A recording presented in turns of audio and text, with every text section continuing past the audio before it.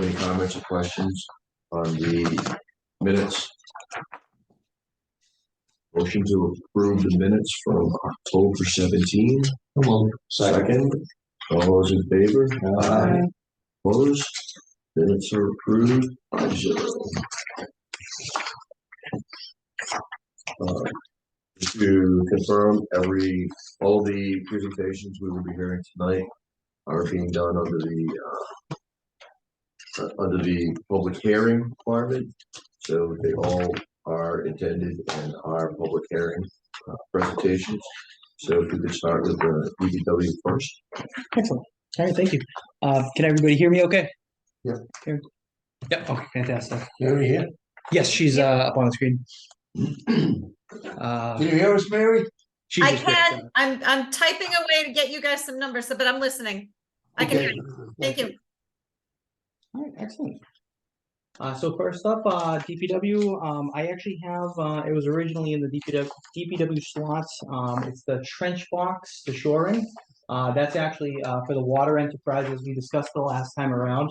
One of the remaining items was to present 3 quotes for this. And what you'll find on that first 3 pages that I passed out are 3 quotes. The price that we discussed the last time around was indeed the lowest. So we're looking at a total of $18,000 with the option for a $950 set of 6 3-inch by 5-foot spreaders. So the total price on that would be just under $19,000. We came forward with 25 just to factor in any sort of inflation. Obviously, this is going to be purchased sometime from now. So that's essentially where we're at. The other prices came in higher. One at $19,900, and the third one came in at $21,550 for comparable items. The funding is retained earnings. Yes, water enterprise retaining. Yep. Right. Yep. Anybody have any comments or questions? Motion to recommend $18,950 for retained earnings for the trench box. So second. There's a motion, there's a second. All those in favor? Aye. Aye. Opposed? Recommended 5-0. 18,950.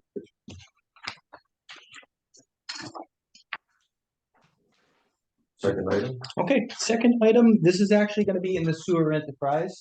I passed out a packet on this. We recently opened bids for the Old Bridge sewer replacements. The first page that you're looking at here is going to be the totals from the 3 vendors that we received quotes from. The lowest bid came in at $444,100. If you flip over to the next page, what you'll find here is a total of $140,000 that was appropriated in the fall town meeting. This funding was used towards the design and engineering, but also towards the they call it the engineering services and design through construction. So if you flip to the third page, what you'll see is a breakdown of what we anticipate to see as what we expect to spend as a result of this project. So we have our construction bid costs come in at $444,100. We have a 10% contingency on that in the amount of $44,410. Again, that engineering services through design and construction is $62,000. Oh. Yeah, I'm sorry. It's the table. It's the chart. Yeah, Excel spreadsheet. Sorry about that. In the 49,700 for the final design on that. So what you'll notice just below that is that original $140,000 is subtracted from that $600,210, and the remainder is $460,210, and that does factor in that 10% contingency. So in total, we are looking at taking $285,210, and this is on the final page, highlighted in orange. We are looking to pull $285,210 from free cash. and 175,000 from retained earnings. The final page, it's another Excel spreadsheet.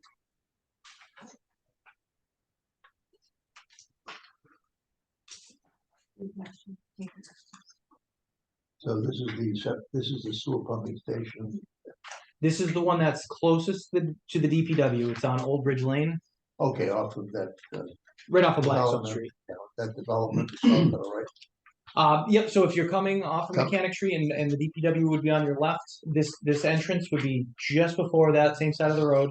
It kind of hooks around and Okay. it's almost a stone's throw away from the DPW. Okay, do we have a capital request form filled out for this item? Yes, that was in the sewer in the sewer.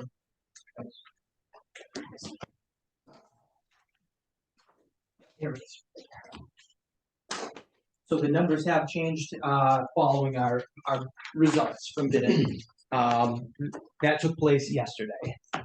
So we had an estimate originally on that, and we wanted to bid this prior to going to town meeting. So we just received bid results, which were, as you can see, higher than we anticipated. So it's over $100,000. Yeah, unfortunately. So. Right. I'm not gonna do it until I get one of these forms filled out the right way. So what are the numbers? Yep. So 51,704 is now what? So we want 285,210 from free cash. 285. No, We want to key it up to this. I need the cost section down here. I need this stuff. So we need to replace that. He needs. Oh, okay. Figures to match those. I gotcha. So what's the increase in each item?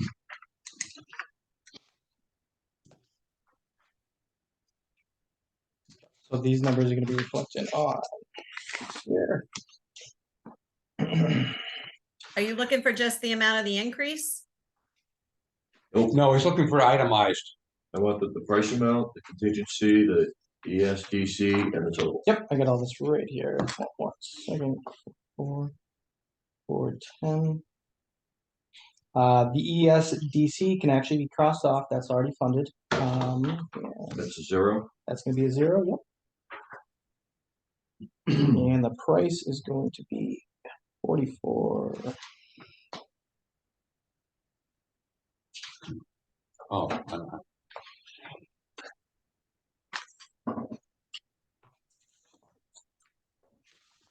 Just thinking of the best way that we can do this. So the problem is a portion of this that I brought forward initially. They're pulling 140,000, or we're pulling 140,000 out of the original appropriation. So the cost for the station is going to be 444. 100. Plus the contingency of 44,410. However, that's going to be more than we're actually looking for. That's going to be 490 or so. We're actually only looking for 460.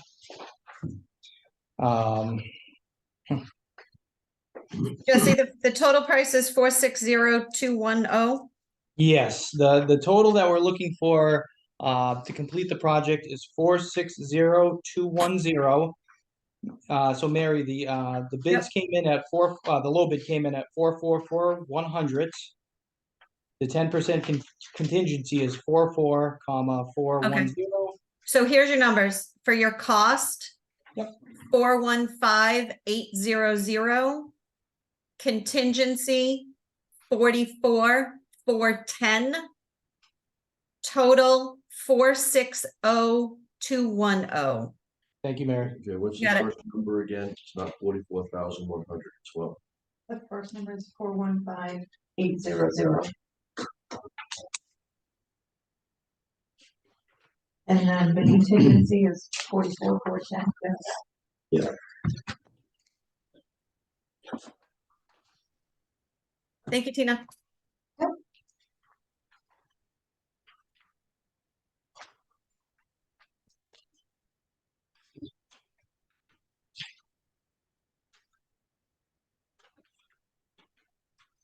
And then the papers in the 3-ring binder are not current. So that was an Sorry. estimate. We did this just in So advance. we're not using that, but that we're using these papers here. Correct. It's superseded. All right.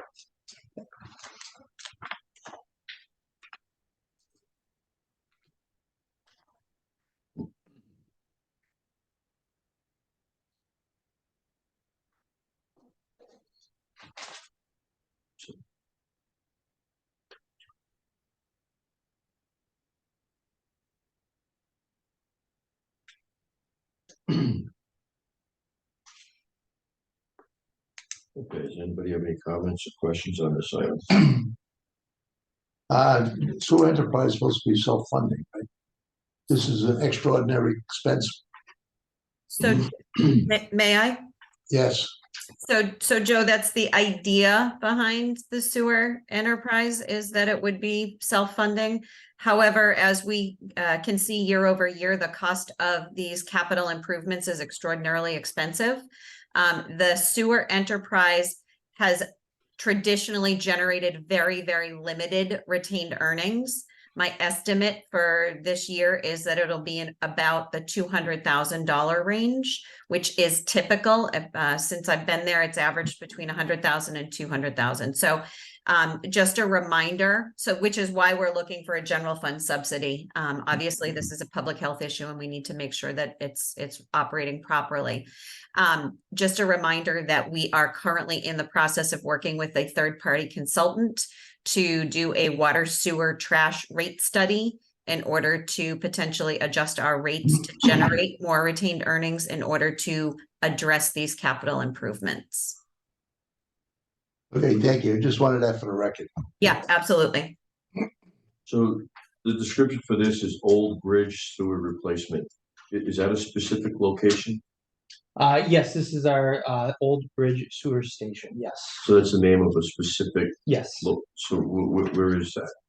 The actual address is on Old Bridge Lane. Old Bridge Lane? Yes. Yeah. The number. It's the driveway to the condo place. Yeah, I want to say it's like the 500 block or so. I don't have the actual address off the top of my head. I'm sorry. Parcel. I might be able to pull it up on. So this is a correct description, replacement of existing sewer station? That is correct. Yep. This is a complete replacement for essentially there's a suction lift station in place currently. We are looking to pull that out of there and replace it with submersible pumps. We find it to be more reliable and easier to work on.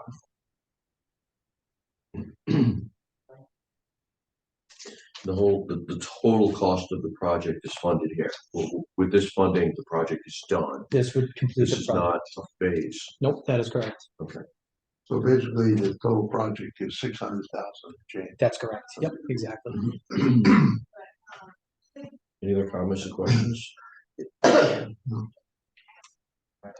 Motion to recommend the Old Bridge sewer replacement as described with funding of $175,000 from retained earnings plus $285,210 from free cash. So moved. Second, Second. all those in favor? Aye. Opposed?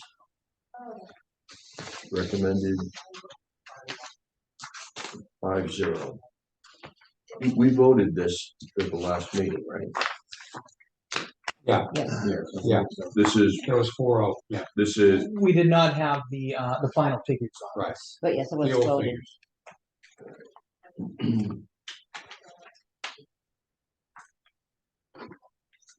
You have 5 present this evening? Is that what I heard? Yes. Okay, great. Thank you.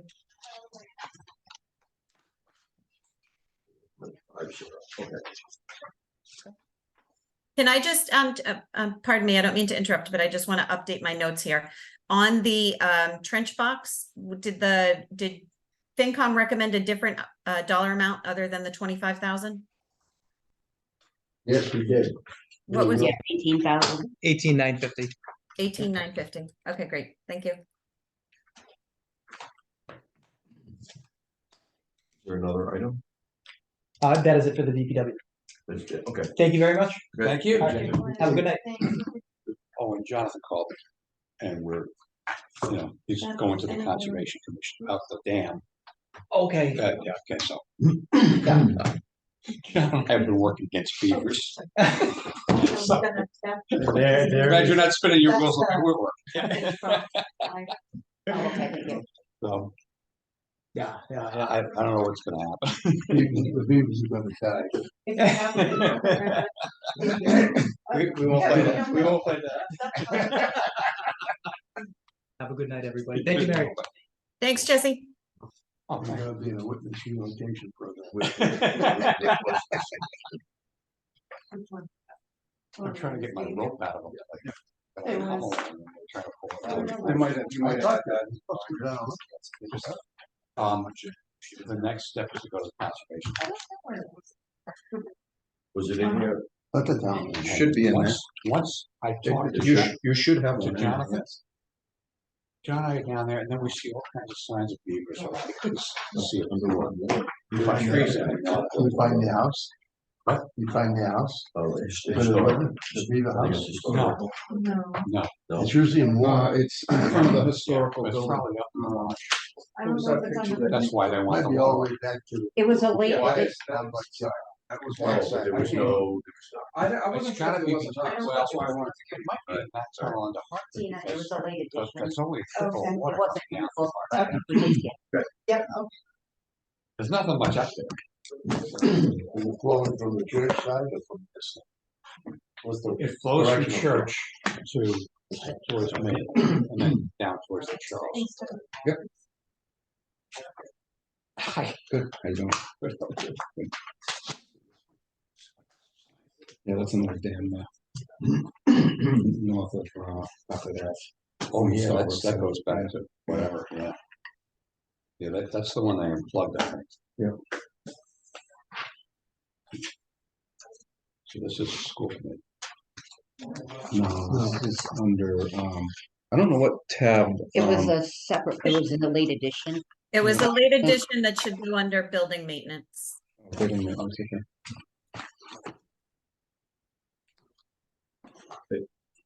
Okay, so, thank you. So, I was in front of the board and you requested some more, more detail in the process here. So, the funding source is still free cash proposed. What I did was I gave you a packet with a description of, when I came at the last meeting, I had a quote from a sign company that was on the state bid list. And he could not provide me with a lot of detail on it. So you requested that I come back and with a little more detail, so that's what I did. I have a little, on the second page, I have a little description of each item that is needed for the sign message board for out front. There's the next photo after the description is the base. It's similar to what we want to do for the base of the sign. Again, you have to picture there's two signs, just like what's shown out front on the plywood. They're not going to meet in the middle, but they are going to be separated. And that's the masonry base proposed. It's either going to be rock or stone, and it has a limestone cap. And then the sign is mounted to that base. So the sign itself, the quote for the sign is $58,000. That's the base for it. There's two bases involved. It's $9,500 total. The second picture of the sign is a design that we want to go with. So beyond the sign board, there's a box that goes on it, and the box is what gives it a little more detail with a radius top and makes it a little more decorative. So that's a picture of the design of the box. So that is included in the sign cost. Okay, I got a total price from Signs by Cam out of Franklin. He priced the whole setup for me, and it's $58,000 for the box and the sign board. Okay, the masonry is $9,500. The electrical is $1,500. That's to run a conduit to the historical building, and that's through Gary, through our in-house that we use for electrical. I do have a contingency on there only because the sign guy told me, this add 5% because prices can change. So I just wanted to add that, and it totals up to the $72,000. that was requested. And so I did have another price, and that was the original time I came in here, it was 52,000. That was from the state bid list sign company. That did not include the box to go around it. He couldn't provide me with that. He provided me with a picture of it. We went and over to Ashland, they have a similar sign. So we looked at that and we thought it was a nice, soothing looking box that design wise. So that's what we kind of chose to go with. So this is the total price. Does anybody have any questions? Not the masonry, who's doing the masonry? Seaport Masonry, he's out of Rentham, Don Gibson. He's gonna do the base, he did the stairs for us over at the historical building. The Now, it's stairs, gonna be a wing. yeah, it's gonna be like this, it won't be, the plywood that's shown outside is connected, but that's to hold it up.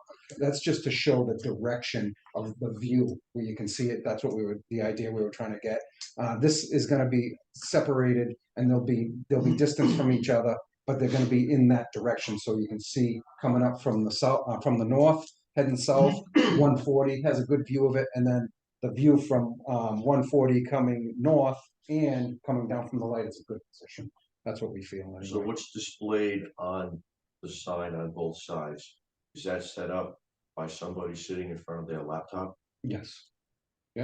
So who's gonna own that? So it would probably be the IT. This price includes the Horizon. Yeah, this is all Setup, inclusive. so it's all- Yep. It has a 5-year warranty for everything. The shelf life is, this is supposed to be the new and improved LED, so whatever that means.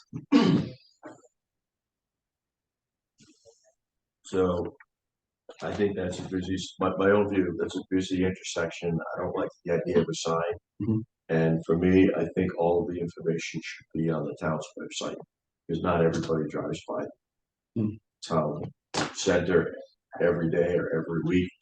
I don't like the idea of signs. I'm not a sign fan. I like looking at 2 old buildings when I drive by. I really like that, and I think the sign takes away from that. So I'm not. You have to tell you, working for the town, now I get so many calls of people that don't go to the website. Yeah. For this I do too. tiny, yeah, you have to walk them through it. Probably the same the other way. Either way. People who don't go to the website are going to get check from the sign. They drive by. And all the information should be both places. That's the idea, is to have it in as many places as possible. And when you're driving by, you're only gonna catch so much Except information. with the parking, and when you're waiting in traffic, that's, You're not getting through the center too very quick anyway. To me, it's a distraction in a weird intersection. So that's the other reason All right, so I don't for the purposes of moving this along, so we can have a vote and make a motion to approve the amount of 72,000 for sign. Second. All those in favor? Aye. Opposed? 3-2, not recommended. Thank you. Welcome. Sticking around for the fire department's windows? Do you want me to? Yeah, if you could. Sure, if he's up here, I'll talk.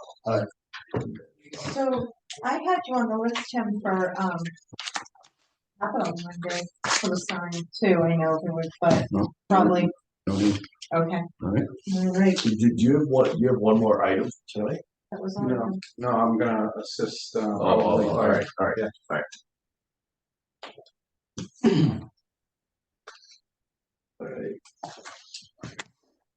Police department request? Are they here? yeah, they're here. They're here.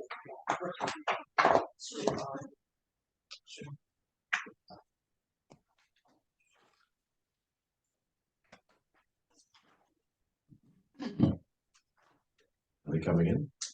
If someone calls them, are you ready? I can't, Yes. I can't go that way. There's a cords. Oh, I'm sorry, I thought Tim was, I'm sorry, I would have. All right, so I'm just calling. The police, is that what you want at first? Yep. They're next on the agenda. Okay. Number 7, please.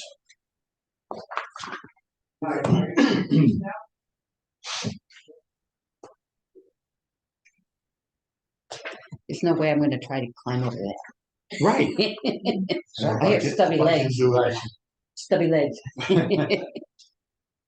a seat. There's two up there.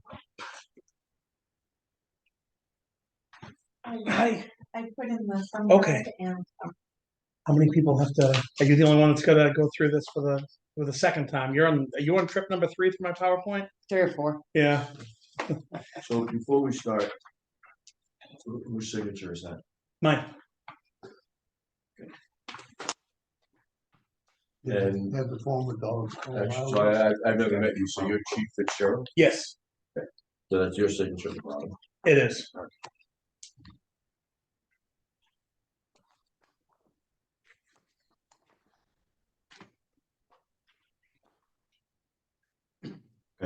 Whenever you're ready. Before you start, do you want to go around and introduce the members of FinCom to the chief? Oh, it's a, Because I don't think you haven't been before them yet at all, have you? No, I know this side of the table. Everyone else, I've seen a few, but I don't know everyone. I don't think we've met. I'm John Allen. I've been chairman for too long. I'm Brian Boyd, and I have not been chairman. So he's one of the newer members. I'm one of the rookies. I'm Jennifer Kuzmaskis. I've been here for a few years now. Yeah. Kevin Kepler, longtime member. That's great. Well, I'm in the same boat as Brian. I'm the newer member on the FinCom in Norfolk. So, all right. So I'm gonna bore you with a PowerPoint. I'll try to make it quick because half of the room, and I think the people online have all seen it, over and over and over again. Which item is it? This is the ECW's tasers. Okay. And I have at the very last slide is actually just our some fleet information. Why did that just close? What did you call it? What kind of taser? ECW is the correct.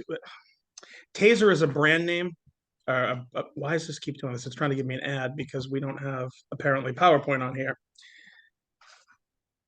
Oh God, This says Axon taser. So Axon is the company, Taser is the product, the actual electronic. So this is a gun, right? Made by Smith & Wesson, models shield. So electronic control weapon is the category. Axon is the manufacturer. Taser is the product. But they currently have no competition. So I didn't know taser was a brand name. I thought yeah, it was a thing. product name. Right. Electronic control weapons. So I Can you don't. click on close? Yeah, it's killing the whole Close thing this whole thing, yeah. because apparently there's no. I wonder if I check can it with Pam. I'm texting. if I can cheat this thing and Is it connected to the network? Is it something you can email to me and I can pull up? I have no. Yeah, let me see if. By the way, hi, Chief. Hello. She said just go to File Explorer. Go to where? He was on File Explorer. Yeah, I think that's where I am.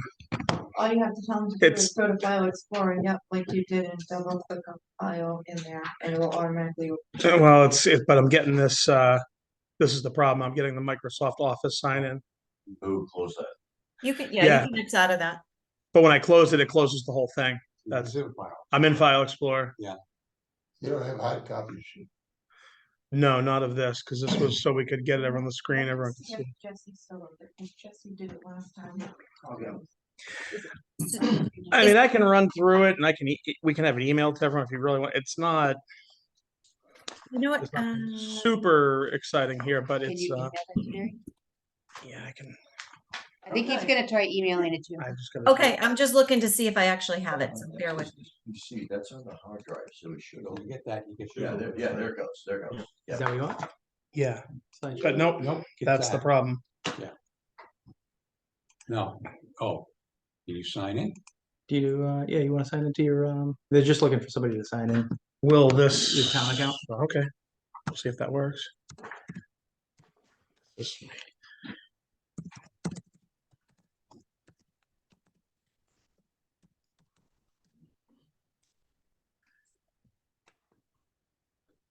Maybe. Oh, I think we might be in business. It's in activate office.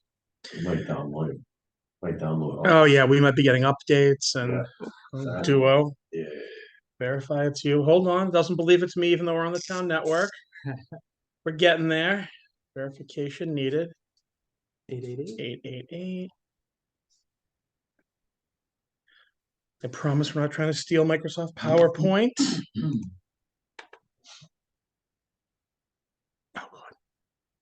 This may take a minute. Well, anyway, I can kind of give you the real quick overview of this thing. Oh, we're all set. Okay. I can. Yeah, that was easy. No, we just do a slideshow and just do play from the beginning. Thank you. Yeah. Yeah, that's odd that you have to accept a license. It's like they don't know. Beth at Town Hall would pay for any billing that comes from that. Okay. Whoa, whoa, whoa. All right. So here we go. So everyone doesn't know me. I came from Foxborough. I started back at the beginning of June. I was a police lieutenant there. I was in charge of our administrative end of things. I did pretty much what Jim does, but with some expanded responsibilities, obviously, because we had Gillette Stadium and a few other things. A little bit of a bigger agency, but so the long and the short is tasers have been around for. I'm going to say tasers instead of electronic control weapon because there's no competition. Taser is the only show in town, but tasers have been around, widely deployed for 15 years, around and deployed, but not everywhere for 20 years, and then around and in the cutting edge places for 25 to 30 years. So for really the last 15 years, it's been, like I put here, basically expected equipment.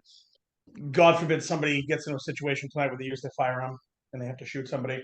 The very first thing that you're going to hear, whether it's in the chatter online, on the news, or anywhere else, is why didn't they tase him? Very first thing that comes up in every bad police use for, or even good police use of force incident. But anytime law enforcement uses their firearm, that comes, someone says that, why didn't they just tase him? Well, our folks don't have the option.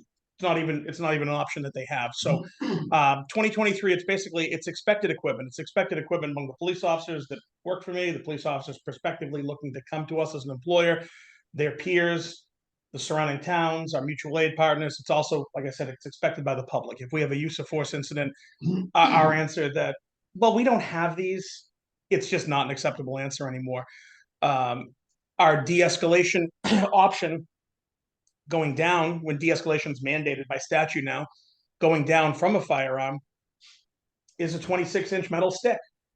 So if you think back to 1992, the Rodney King video, that looked horrible 31 years ago. It looks just as bad today, except for now the cameras are HD, 1080p or better. So the desire to have my officers carrying a 26-inch metal stick is just not there. It's gotten to the point where the police baton is used to break windows for emergencies, things like that. It's just not a day-to-day tool anymore. It's been replaced with a better option. And pepper spray, we still have that. That's a standard. Everyone has that. But the baton and pepper spray are close-in weapons. Therefore, you're on top of someone. The most modern taser now has a range of up to 40 feet. So you can create distance, you can create space, you can potentially save a life by, even though it's a weapon, you potentially save a life. Well, you have to be, I have to be within 40 feet of you to use it. Within 40 feet. It used to be 20 feet. Then it went up to about 27. The newest iteration is 40. So right now, Bellingham does not have tasers. We don't have a single taser. And we never have. Never have. Surrounding communities have that. Everyone. I'll get to that. It's really? Full deployment in Norfolk County. We're last. We're the only ones. We're about the only ones in Eastern Massachusetts. There are two other exceptions, and they're for political reasons. But of every other community, I have a slide for it. It's. Can I ask why? Jim might be able to answer. There wasn't an appetite from the previous administration. No, that's right. So there was requests. I believe the lieutenant asked for it. They got some people trained to be instructors. They were ready for it. They've asked for it, but there wasn't an appetite in the past. So anyway, part of the thing with the taser is it potentially reduces officer injuries, reduces suspect injuries, can potentially reduce injury litigation, because if you strike someone with a baton, you're hitting a person with a piece of metal. If you shoot somebody, you're shooting them. If you have an option to use this, which is electricity, it temporarily disables somebody, but there's no, generally speaking, no permanent effects. The biggest danger with a taser is they might fall. They might go from standing to falling, but there's no substantial risk that you could hit them in the head, you could break their arm, things of that nature. Let's see, and this is it's just a quote, but it's a quote in the public safety world. The police baton is lawful but looks awful. And like I said, the example is the Rodney King video. That video looks terrible in a grainy video shot from 300 feet 30 years ago. Just imagine today somebody with a camera phone outside Home Depot viewing an incident in the parking lot. It's going to be on YouTube. It's going to be on Twitter. It's going to be everywhere in 15 minutes. So this is a training model that the police officers follow. This is standard pretty much in the entire country, but this is the Massachusetts standard, and the taser can be employed anywhere starting at this yellow threshold and up. These are just kind of the different situations. The baton is used at this level, and pepper spray starts at the same level as taser. So there's a lot of training that goes into it. These are some statistics that they're just meant to kind of draw attention to potentials. So 2020 strange year, 2021 strange years with COVID. Section 12 is an involuntary mental health committal. Those are calls that have a high propensity of turning violent. Resisting arrest, assault, battery, police officer, those are people who chose to fight with law enforcement. And then use of force are documented instances where officers used a level of force beyond just basic handcuffing of someone. What is section 12 again? Involuntary mental health. Somebody in crisis being forced to the hospital. Okay. Use of force wasn't tracked here, really anywhere, until 2022 after the Police Reform Act was passed. So 2022, we had 9 use of force incidents. We had 35 people forced to the hospital in crisis, and we had 4 people who either resisted arrest or fought with the police. Go to 2023. This is year-to-date numbers. When I made this, it was the beginning of August. So as of the beginning of August, we had already matched the number of resisting arrest people, and we still had almost the second half of the year. We were at 10 use of force incidents with still the second half of the year, and we were at 20 involuntary committals.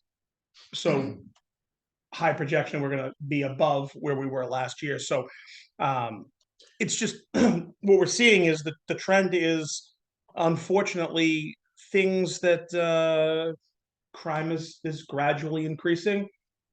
So use of force means the suspect is coming at the police? Use of force means the officer used some level of force beyond compliant, beyond put your hands behind your back, they say okay, and beyond just the basic taking control of somebody's arm and putting handcuffs on. So it could be they had to push them, they had to punch them, they had to kick them, they had to pepper spray them, they had to use a baton.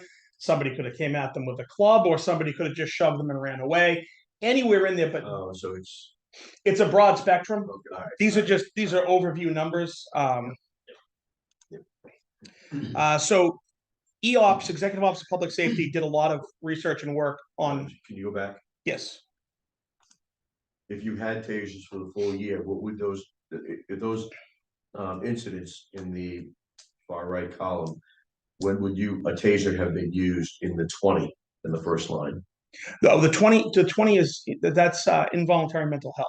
Right. So you wouldn't use a taser then? Well, those are people that are being forced to the hospital. It's just those are calls with a high propensity for violence. Those are calls with a high propensity for the need to de-escalate. It could be somebody on drugs, could be somebody having a psychiatric episode. It gets a lot of attention in the news. It does. But it's a situation where that's generally where a taser would not be used. Well, it's a situation where one potentially may be needed. Okay. Imagine the person who's in some level of crisis picks up a blunt object. Yep. So in the next line down, with the number 4, is that where a taser would be used?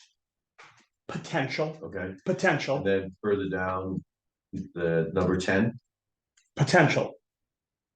But then the idea of use of force is you'd be one level below what you resort to without the taser.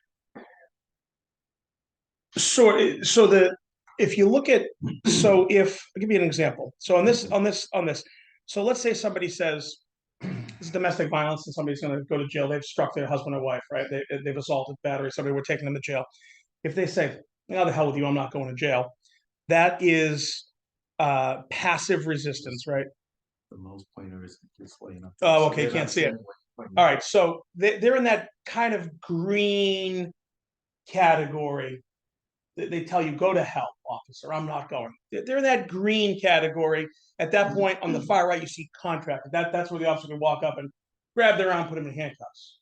You grab their arm and they pull away. Now they're into the resistant category. So They've gone up. Somebody picks up there's nothing in here, but somebody picks up a blunt object. They've taken it potentially all the way to the top, but we don't have adequate means to address that in a confined space, this isn't a situation where it's a long standoff. We have time to bring an impact. This is something on the officer's belt or vest or wherever. That's something that's with them when they go into a situation that is there. So if somebody escalates something, it's an option. That's simply it. If somebody starts, they walk in and somebody's waving a 2x4 around, they're starting at a 10. Well, if there's two of us there, I can have my taser out, he can have his firearm out.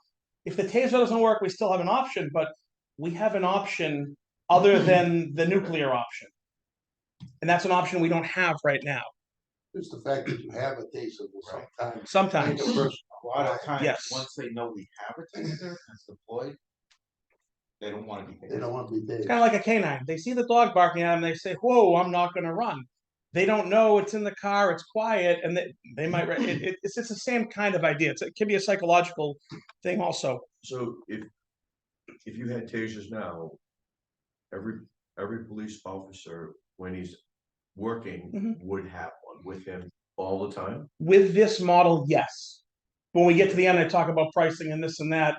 There are scenarios where the answer would be no, but my plan is yes. My plan is everyone's issued one, just like a firearm, just like a badge, just like a walkie-talkie. This is your equipment. You're responsible to carry it when you work.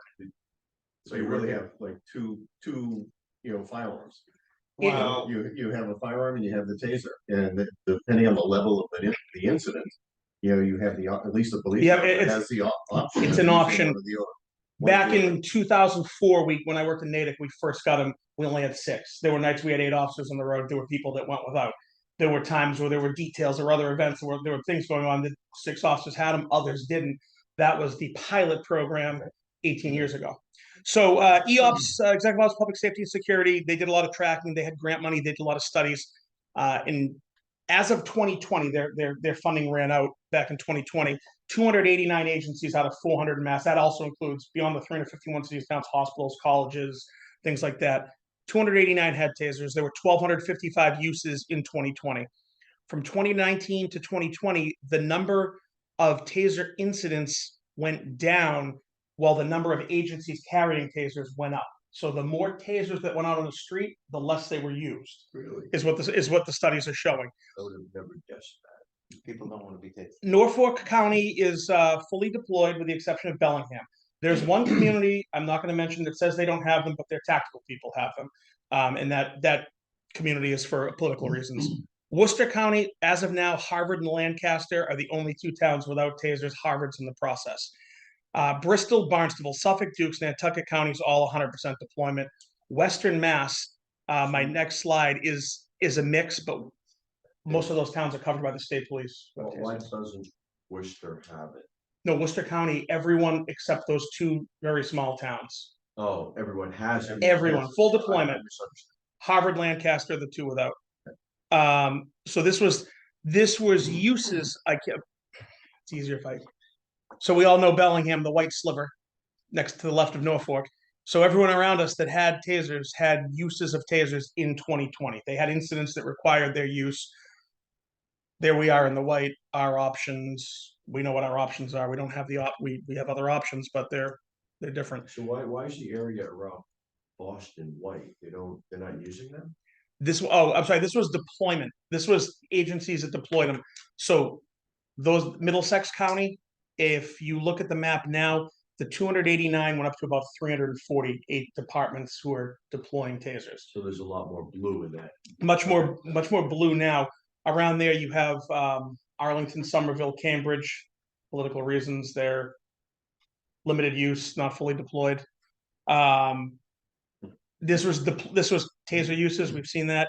I'm sorry. This is agencies that have them as of 2020. This was uses. You see everyone around us had uses, including Woonsocket to the south. They're not on this, obviously. Woonsocket does. Yes. Training. I'm not going to bore you with this, but basically, if we deploy tasers, everyone has to go through an 8-hour new user course. They have to do an additional, as part of their annual in-service, a 4-hour in-service block every year. So it's 8 hours to start. 8 hours to start, 4 hours into the in-service training every year. Yep. Drawbacks, because I'm not going to tell you these things are perfect. Here's the honest truth. They're 66 to 70% effective. Clothing disconnects are the most common cause. So in Massachusetts, in the wintertime, the Carhartt jacket, the leather jacket, the ski jackets, those are the denim. That's the often failure points are heavy clothing or somebody fleeing. The person starts running and there's a little teeny wire like a fishing line. It breaks, the thing doesn't work. So those are the common reasons it doesn't work. Here's the big drawback. I've lived this. They have a 5-year lifespan. They last much longer than 5 years. However, Axon is the only provider. The taser is under warranty for the entire 5 years.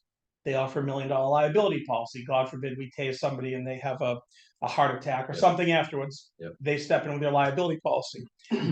At 5 years and 1 day, their answer is that product's end of life. We don't know what it may do. You didn't buy the newest one. It's out of warranty. So they pull the $5 million liability. They pull everything. They pull support for the product. You can still buy batteries, things like that, but they won't. They tell you you're carrying a product that it could be unsafe. Yeah. All right. Yeah. Nothing changed between 4 years and 364 days and 2 days later, but they're going to tell you it did because they want. We lived this in Foxborough, so we had to replace them all this past April. So they don't have an extended warranty. It's 5 years. It's 5 years. It's 5 years, and I wouldn't be surprised in the future if they push it back to 3. I really wouldn't, because so we get into costs, and I've talked about this with Beth, and everyone kind of knows that the good thing of dealing with them is they don't care how they get their money. They'll take 5 payments. They'll take 1 payment. They'll take 2 payments. They'll take the money in any fashion. We'll send it to them. The total all-in price is it's right around $130,000. That's the all-in price for 5 years. We have to absorb the training costs, but the equipment, that's the cost. I did apply for a burn grant, which was a federal grant. They push it to the state. It's $50,000. We should have had an award announcement by now, but they didn't get as many applicants as they thought, so they extended it. They left it open. So their answer is the announcement will come by the end of the month next week. I'm told they have $2.5 million to give out, 50,000 per applicant, 50 grants. They didn't get 50. So I don't see a scenario where they tell us no, but they could. So assuming they tell us yes. The 130 is before the 50. 130 is the all-in price. If I get 50, I only need 80 from the town.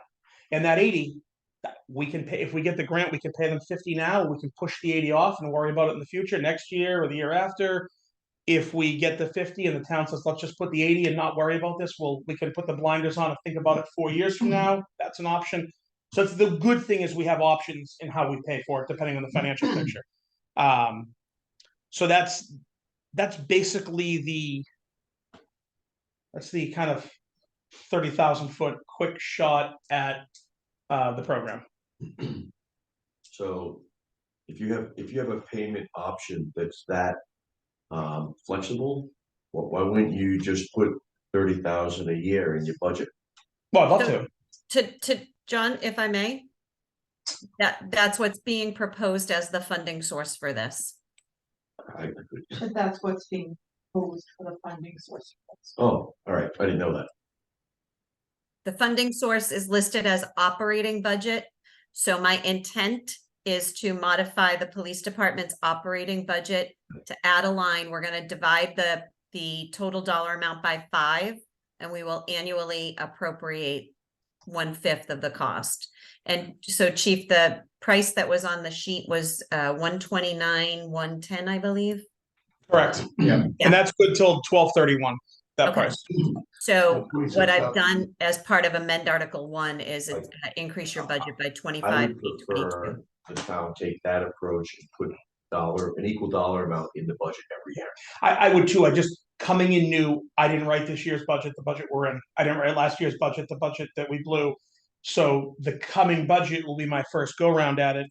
And there's a few things that obviously the Article 1 situation, as you know, there's a few things we're looking to incorporate, but there's a lot of that makes a big increase to my budget. And the budget itself, I still need to do some tweaking with just my normal operating budget. So that's why I said, let's put it here, figure out how to pay for it. So what are we doing tonight? Are we Okay, so we, asking to recommend that we approve 130,000 from free cash, subject to getting a $50,000 potential grant, and subject to the 130,000 or minus 50 being paid equal amount every year for the next 5 years? Is that?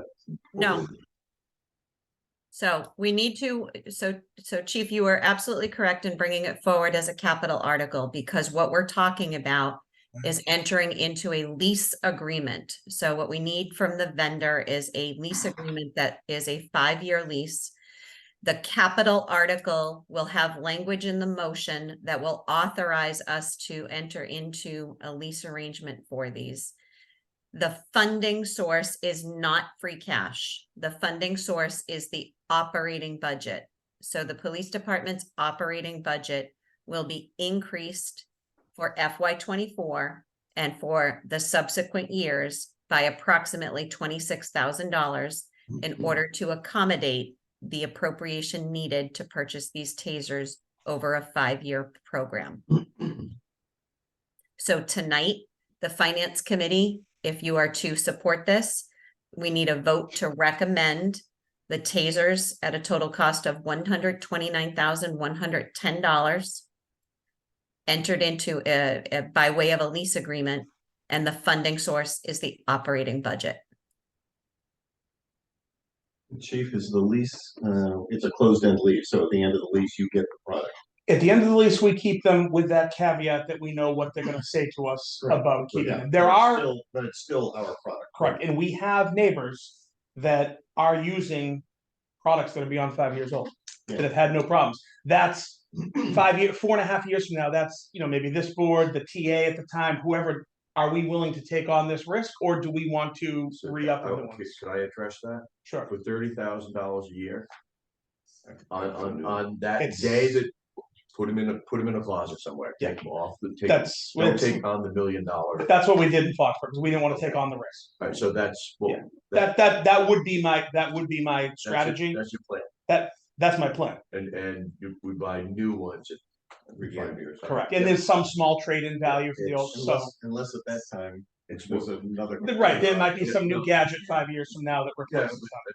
I because of the liability, I would prefer they come off the street. Oh, I agree. And then to me, that's in the best interest of the town. Oh, absolutely. That's what we did my previous. That's my plan. So is that the end of the presentation?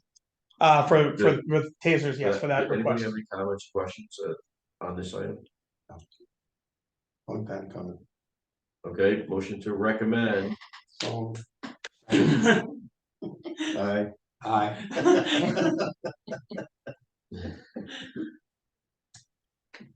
The electronic control device tasers as presented in the form of a lease funded in equal amounts within the operating budget, approximately $26,000 per year. So moved. Second. Final comments? All those in favor, aye. Aye. Opposed? Recommended 5-0. Okay.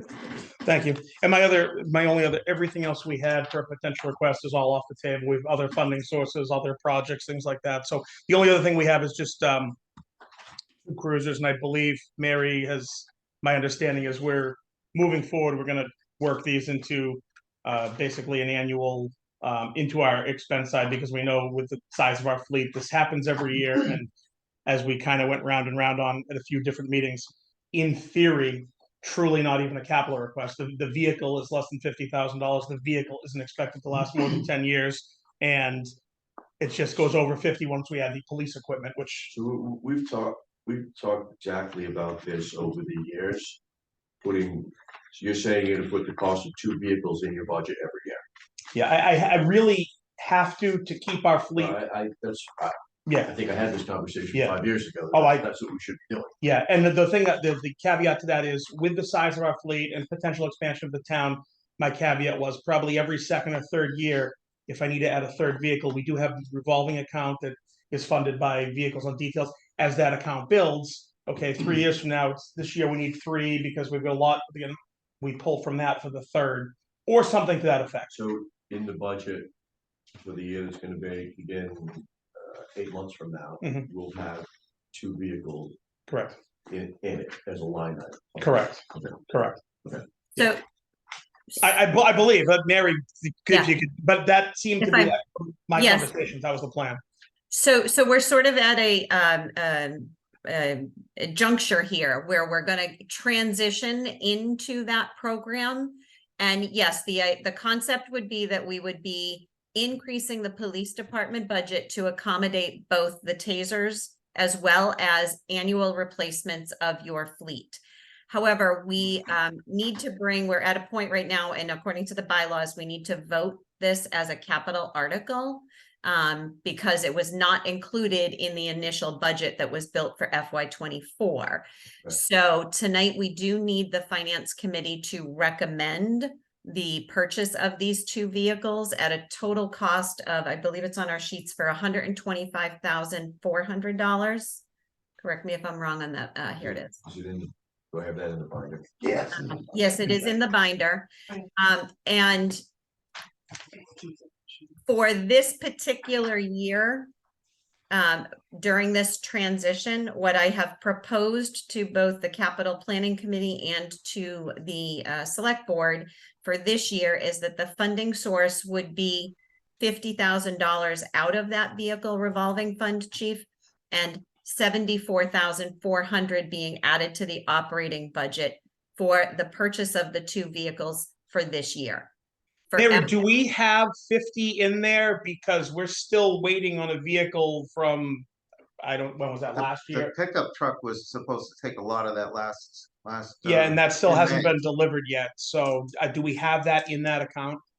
Did we use the revolving fund for last year? Yes, you used that was like 40,000 or something like that of it. Okay, so then for this particular one, we'll the funding source for the $125,400. We do have money in the revolving fund, but let me confirm the balance because I have one more adjustment to make to that account. We're due to get that other vehicle in next month. They've promised they're going to start on it in 2 weeks since the day I started, and that was 5 months ago. Before or after the strike out in the Midwest? Those numbers again, it's 50,000 from free cash. Nope. So the funding source for this one would be, did you just say, John, 125,400 from free cash? No, he said 50,000. Okay. So what we're going to do is just to simplify this process. The funding source for these 2 vehicles will be $125,400 from free cash. So it's all free cash. Yeah. Okay. But it sounds like some might ultimately come out of our revolving. Nope, we're not touching the revolving for this at all. We're going to keep this one simple. 125,400 out of free cash for this year. Next year, it'll go into the operating budget. So that's for both vehicles. Okay. Yes. So motion to recommend. Which 2 vehicles? So I don't know if you want to live through the whole spiel about how terrible it is to buy fleet vehicles right now. Yeah. I basically incorporated the options we have on the state bid list from that we deal with Colonial. That's our preferred vendor. There's also a Chrysler product in there from Central. Right. Here are some of our options, but it's subject to, because we're past the ordering window. The ordering window's done. We don't know what's coming in 2024, so we're kind of at the whim of, hey, this Alright. Ford just freed up, this Chevy just freed up. So I had to Right. keep it a little bit generic. My numbers are a little generic. I basically took the midpoint between the cheapest vehicle, the most expensive vehicle. There's about a $6,000 difference for the price point of the actual vehicle. The equipment is the equipment. That will be pretty straight. So at the end, I might have a little bit of a balance to give Right. back, a couple thousand. So it'll be 2 out of these. Yes. So there are 2 vehicles on a lot somewhere. You're waiting vehicles to free up. Where- from the so supply there- chain. oh, there's- Somebody changes their mind. There's vehicles on lots with names all over them, and it's okay. Sutton doesn't want this one. The state police didn't take that one. Yarmouth changed their mind on this one. So those are the vehicles you're, okay, all right, yeah. So I have a great relationship with the vendor. They promise they'll get me stuff, but it's the truck that was ordered, I think, last November has, since I've started, we're gonna start on it in 2 weeks. And every about once a month we get don't worry, we're gonna start on it in 2 weeks. I think in February it shows up. That's my take. Any more comments or questions? No, I'd like a copy of the fleet inventory. Yeah, we can. Hard copy. We can Okay. email it or print it or. Yeah, email it to me, I'll get. So Which ones you get rid of? and what I kind of mentioned before. So hey, look, there's the cursor. So this old Jim, what number is Ed's car? 421. Yeah. So this Ford Taurus was Jerry's old cruiser that he replaced about 6 years ago. That's over 80,000, and it's getting into the same front end condition as mine, which failed inspection. It's going to need a lot of work. So that one definitely needs to go. I have 2 options. I have this Ford Interceptor. It's old, but it's low mileage. It was an old auxiliary police car. It's old, it's tired, it's been sitting, it's rusty, but it still runs okay. Well, that's it. I've got a detail car with 100K on it, and it has that motor that when the water pump goes, it's $3,000. So this will be a little bit of a game time decision when something actually frees up and it's time to actually make a purchase. What are we getting rid of? Is it going to be that old Interceptor, or is that Explorer reached its point? So we have an option. We just, I can't tell you today. If it was today, I want to get rid of that old Ford because no one can fit in it. No one wants to drive it. But if that Explorer needs a water pump or a transmission, we're going to put some reflective on the back of that old sedan and say, this is a detail car because that thing's going to cost us money. So I want to keep whatever's not going to cost us money as a spare detail car because those make money. They shouldn't cost money. All right, motion to recommend the acquisition of 2 vehicles as described, $125,400 from free cash. Second, all those in favor? Aye. Opposed? Recommended 5-0. I don't know where the cursor went. Now it's, oh God, now the cursor's up there and it's gone here. It's done. All right, so I'm gonna close that. How do I get you guys back to, there's Mary. Okay, now everyone's back to, Is that it for police? that's it. We had other requests and they're up in the cloud. Siri has them. We'll get to it. Do you have email or just? Yeah. Yeah, he jumped an email too. Oh, Beth did send me an email. Yeah. It's an old committee. I was just gonna say. or- We'd like to have an inventory. Send it to See what's going on. And keep in mind too, on our fleet, this is why I say some years we need 3. We had 3 brand new cops start 2 weeks ago. I have a brand new one in the door tomorrow, 2 brand new ones Monday. You know what 6 brand new cops do? They drive around like crazy. And they rack mileage up. And then in a few years, things settle down. Then we have some quiet years. So we've had some really quiet years being understaffed. We have some vehicles that don't get a lot of mileage, but we're about to hit we're going to hit a bump for 2 or 3 So years. what's the total number of police today? Today we're at, what are we at, 30, 31. Tomorrow is 32. Monday is 34. So we're still too short, but we have another young lady in process. 34 will be too short.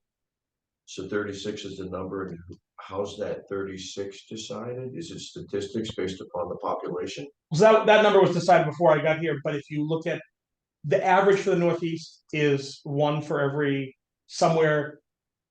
If the community has more desire for law enforcement or it's got more money, it's 1 for every 300 or 400, 450. less desire, less money, one every 7. So 1 for 500 is about the average. So if So you where do you wanna be? 36? 35, 36. 35, all right. Somewhere in that range. I some structural changes, maybe at some point, but I think if we can get the bodies through the door, we have the right staffing.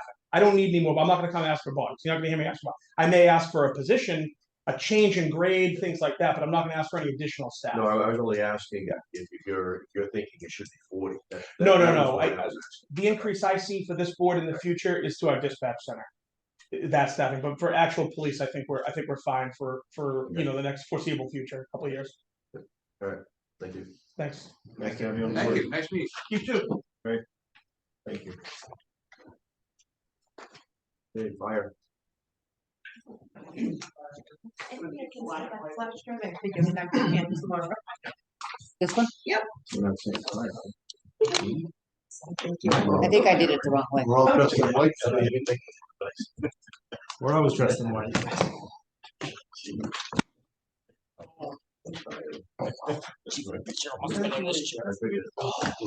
Sometimes it just Said- goes after the floor. I thought Jim was gonna say, Yeah. I think he has a room upstairs. oh, conservation. Railroad construction. Yeah.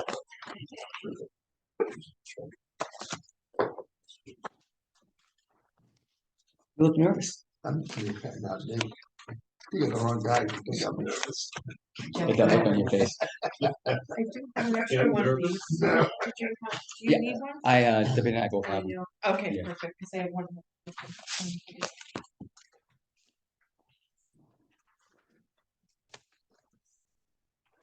How are you? Good, how are you? Good evening. Bill Muller, nice to meet you, sir. How are you? You haven't met the rest of them. No, I was actually gonna introduce myself.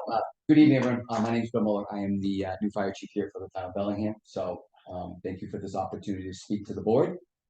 Thank you for this opportunity for Deputy Milo and I to present our capital, request for this year. So I appreciate it. Thank you. How would you like me to proceed? What's your guidelines? So the capital request forms. Yep. You need a signature. Yep, no problem. I can do that before we go. I can- Tina, you got them? I'll sign them, no worries. It's okay. I don't care how you sign it, as long as we get it signed, I'll sign them here tonight. No problem. just from compliance perspective. Pass If them we ever around. get audited, No worries. if anybody ever reviews it, I wouldn't be able to defend voting on $1 million item. His charge card doesn't go that. Oh. Or maybe it does. I would. And the auditor don't care about the audit.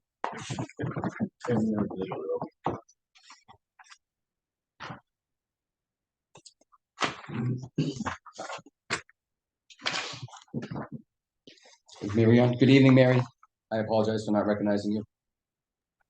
No worries. Good evening, chief. I'm here. And deputy. Hi. Hi there. I'm just gonna sit quietly because I've heard this presentation.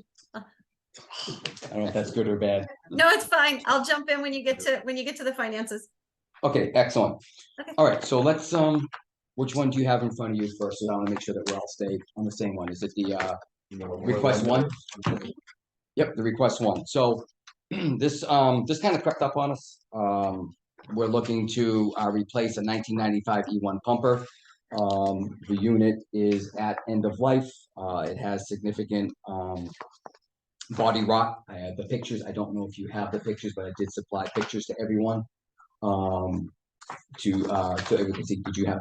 I emailed them to everybody, but I don't. Then I was a book that we had. No, yeah, because the black and whites, I think they only came out black and white. Yeah. Yes. So again, that piece is truly at its end of life. We are still running it because we lost engine 3 as well.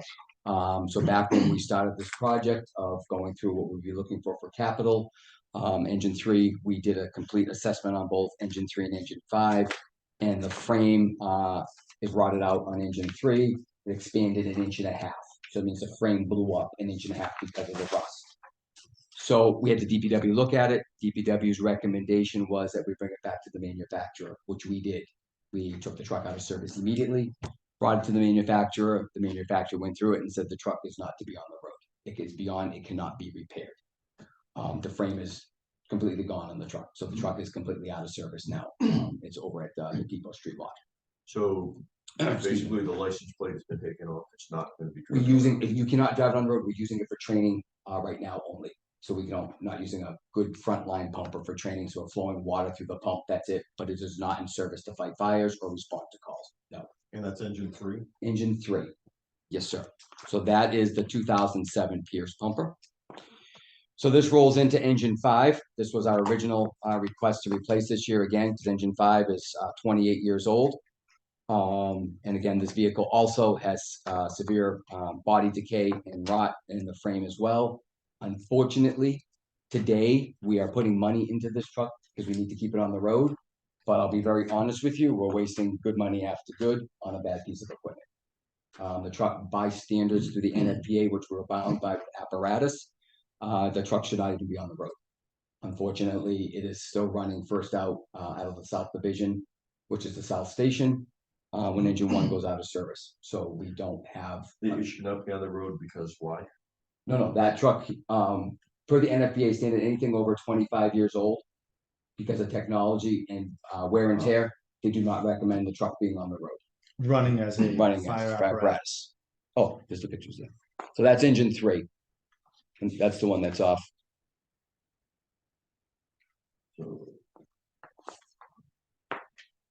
So yes, we're looking to replace 2 fire engines this year.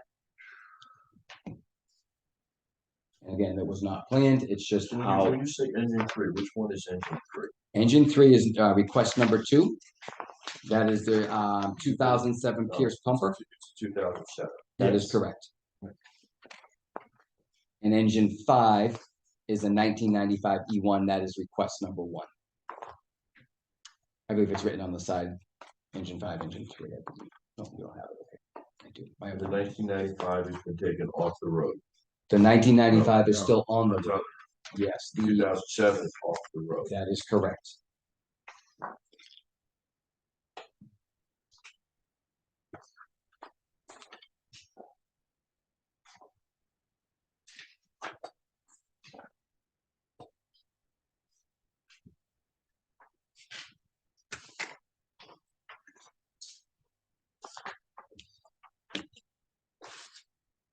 I have a question for you, Chief. Go for it. You said, when you said on the pamphlet, Mhm. you're talking about they got the best chassis in the world. Mhm. Doesn't tell you the dimensions of the chassis. Is it a single rail or dual rail frame? Dual rail 10-inch. 10-inch? 10-inch. There's one thing in here that said 13.38 inches. That might be the new spec. Okay, but is that still gonna be a dual rail? Yes, Okay, it's gonna be treated at the factory with their super duper. we're going to see the galvanization of it is what we're looking to do. They don't necessarily spray them, they use galvanized Okay, frame they dip rails. They dip them, correct. Okay. Yes, Because the biggest problem with the Pierce is the chassis don't hold up, and they keep bragging about their chassis. to be honest with you, it's all the fire apparatus today. Nothing is holding up. It doesn't matter what you buy, all joking aside. And that's what we're running into across the standards. So. Not enough capacity in the industry. There's not enough capacity in the industry, and you know, when you got a golden goose, you squeeze it for all the ace you can get. Take it. So. People are gonna get upset by saying this. I'm gonna do it anyway. So all the rust that people talk about, is it because of the liquid salt that towns are using on the road? I can't answer that in all honesty. Can I say to you, does that have a contributing factor? I can say yes. How much? I can't tell you. So I would say it has some factor, maybe more than we think it does.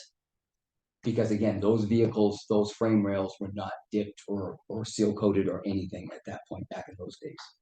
So, and that was our choice, or that was the way the manufacturers were building? Deputy, I have to revert back to you on those. I was not here for those. That was the standard at the time, and that vehicle, engine 5, or are we talking about engine 3? How about the newest one one that that has was replaced? Okay, so with engine 3, Pierce did have a case where a few years they had some trouble with frame rails. But they're not gonna come out and say that. But a lot of trucks were taken out of service.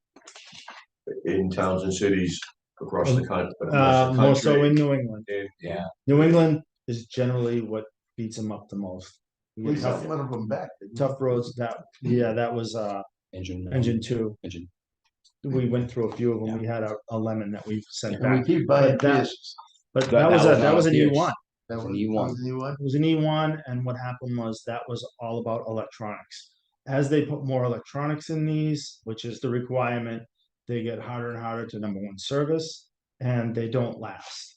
They're not having the same life as everything that was used to be mechanical, now is electronic. And it doesn't have the same life expectancy.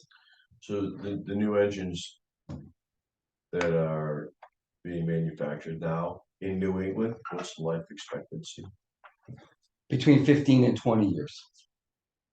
That's all they'll give us for information, between 15 and 20 years. That's what they say. Correct.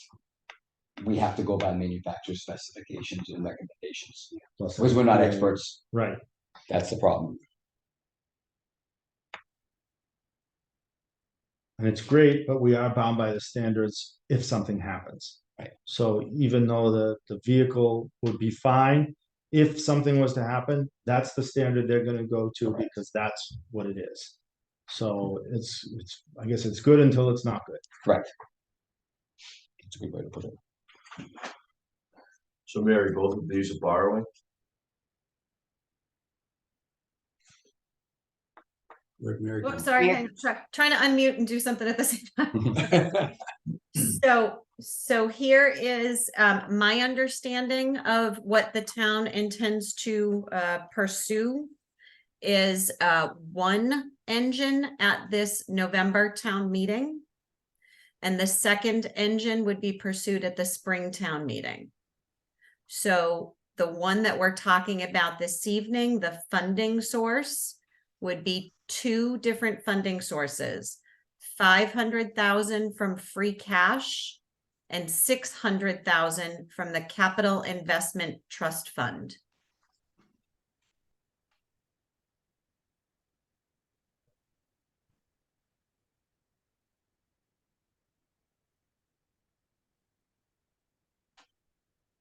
Okay, that's the replacement of engine 3. So that's the only one we're voting on tonight, right? Because the other Engine five one's, being the spring. the other one's going to the spring. I see. All right, so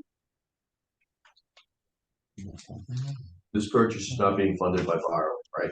That is correct. It is not being funded by borrowing. So one thing Mary, if I can just chime in, I'm sorry I cut you off. No, that's fine. One thing I want to be very honest and upfront with is, you're looking, if we push this out another year, the second pumper, you're looking about a $240,000 increase in price. That's the industry standard today. That's why we're coming forward and asking now for two.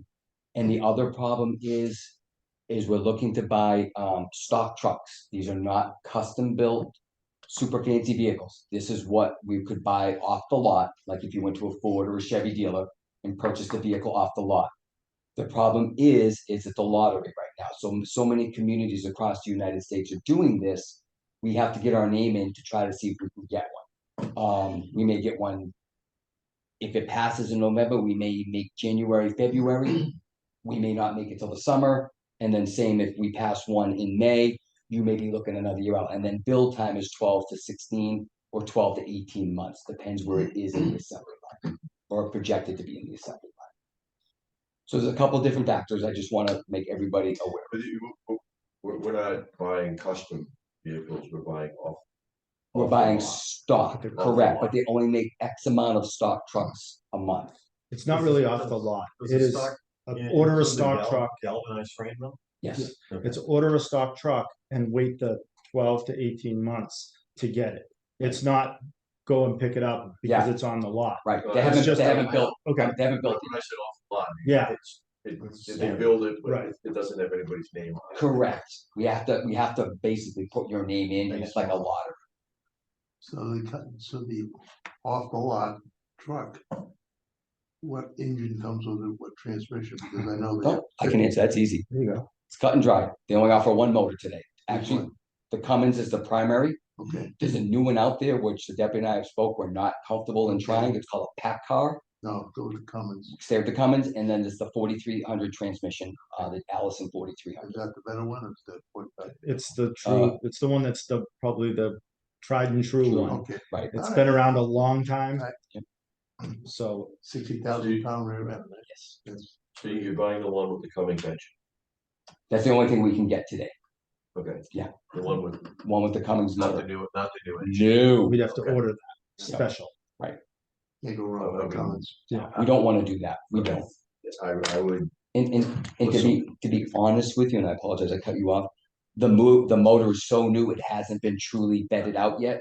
We, as a community, and again, I live in town, we don't want to be that person to try something new and have it not. I would vote no if you said you were gonna buy a new No. a spent Yeah, $1 million. Okay. So, and one of the things to remember is that when if it goes to the 18 months, by the time we get and replace engine 5, that will be a 30-year-old vehicle that you're tying to people in a building. That hose that runs in there, that's attached to the truck, is saving the lives of the firefighters and the people in that building, and you're depending on that. Right. So I presume you maintain your hoses every year, replace a certain amount, right? we do. Okay. But that truck But that is truck still is 30 dying. years old that's pushing that water that we're trusting. And if something does happen, Listen, I love being able to write a check for 5 new trucks. I know, The problem but- is, but you don't have the money to break for one. You know? Mhm. I mean, Again, I just want to be very honest, because when we come back in May, it may be 1.2 million because you've got a $220,000 to $240,000 increase. We don't know what it's going to be in that time. Every fire truck manufacturer is going up in price, and that's the stock across the board. It doesn't matter if you talk. Excuse me, I'm sorry. So the replacement of engine number 3, Yes. where it says on line 4, description of items, it talks about the replacement, but what do we buy? Another up here. Both of them would be Pierces. Do I have something in here? Who's the manufacturer? Pierce, and it's in your red folder. oh, so it's Oh, it's Yes. in here. Yep, that's what we're looking. It's not that exact truck, but that is the style that we are looking to go for. So can I ask a question? Sure. I don't recognize the name Pierce. Is that a new name of an old company?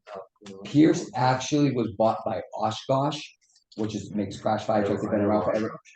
Oshkosh bought Pierce, which is now it's still under Pierce, but the mother is I'm sorry, losing my voice. The mother company is Oshkosh. It's Oshkosh. Yes, it is. All right. So Pierce is an Oshkosh. Pierce is an Oshkosh, correct.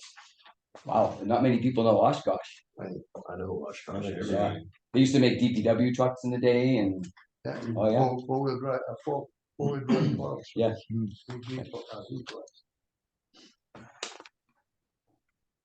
Another mixed method.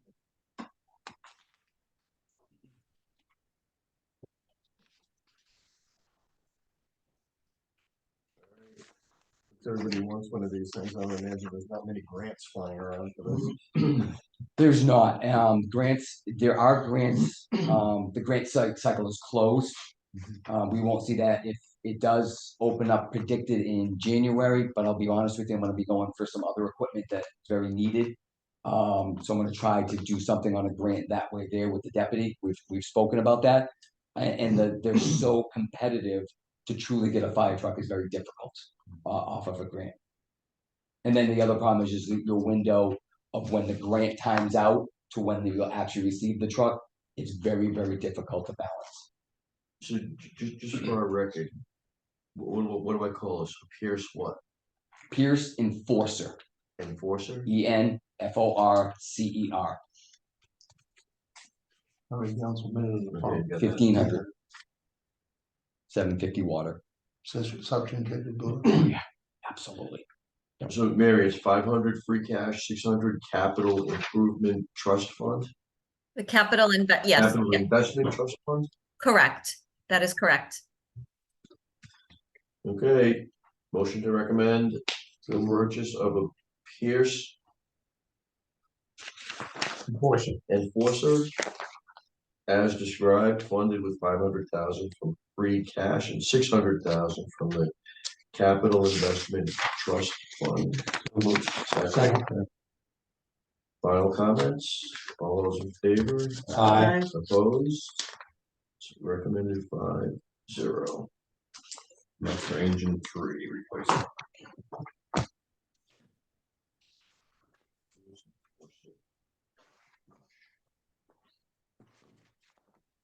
And so, if you don't mind, in the future, in box 4 on these forms, if you could write in very specific what it is we're buying. Sounds good. So that we're here earlier, but if we're ever reviewed and audited, what are you guys doing? And they look at that and say, John, it's not even a description as to what you guys voted. Yep. And I have no way to defend myself. No, I can do that. No problem.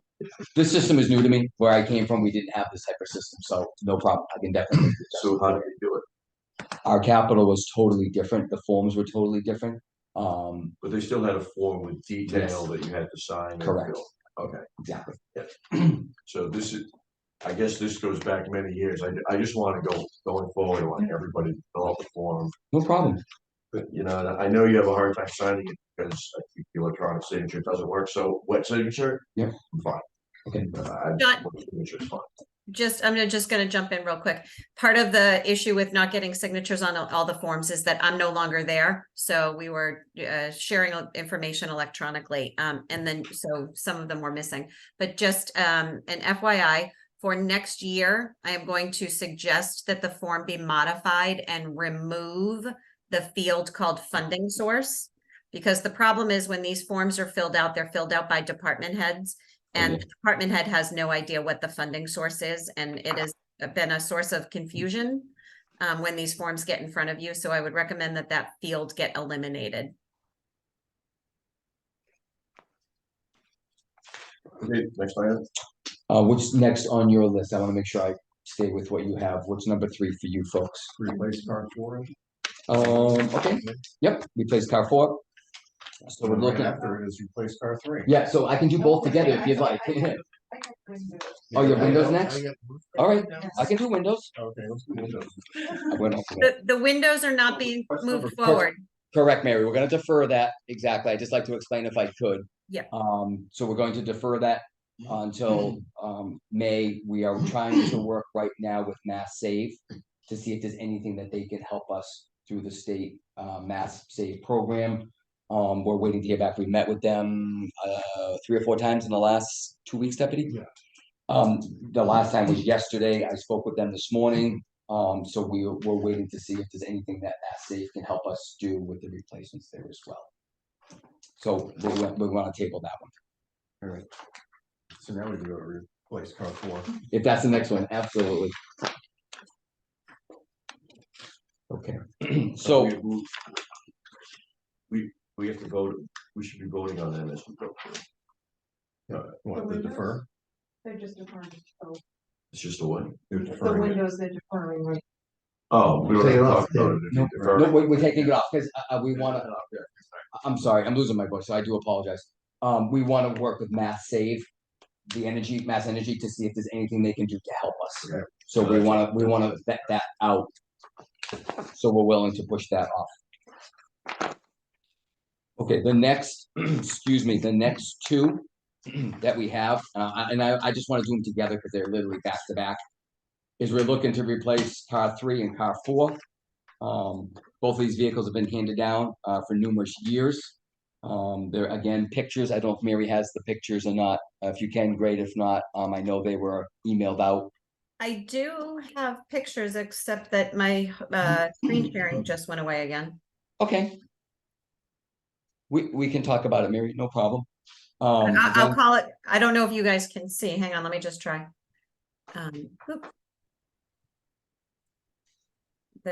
It's up on my screen. Let me see if I can get it on yours. Yeah. Oh, here we go. Okay. Oh, Pam must have heard me. Okay, is this what you're looking for, Chief? Yes, those are them. Yes.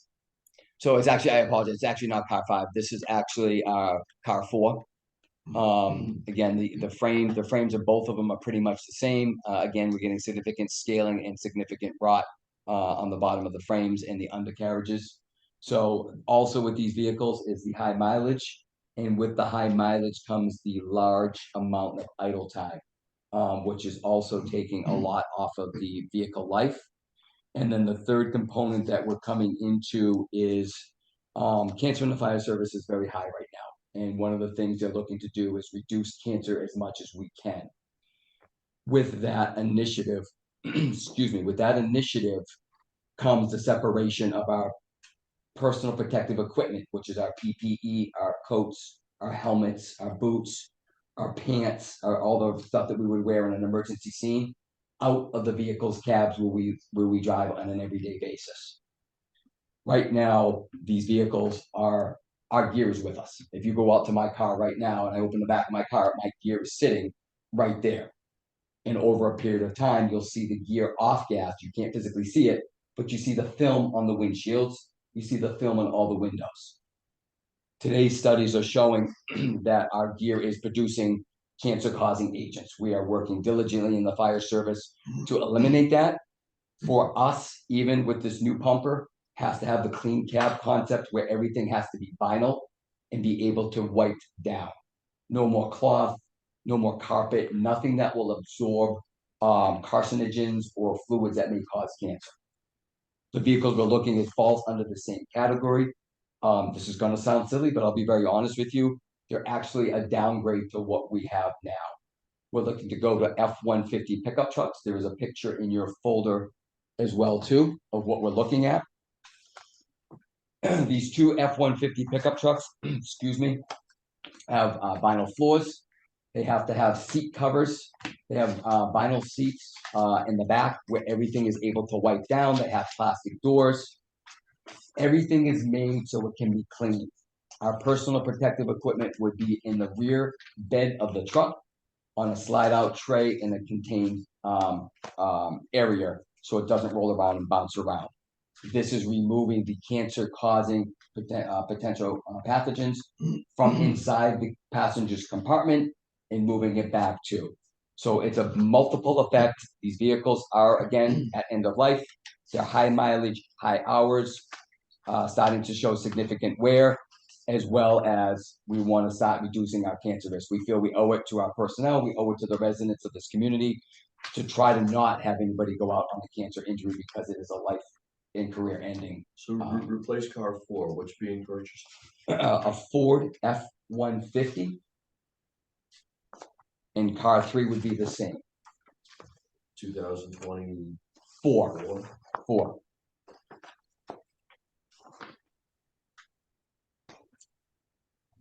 Am I missing? Please jump in if I'm missing. All right.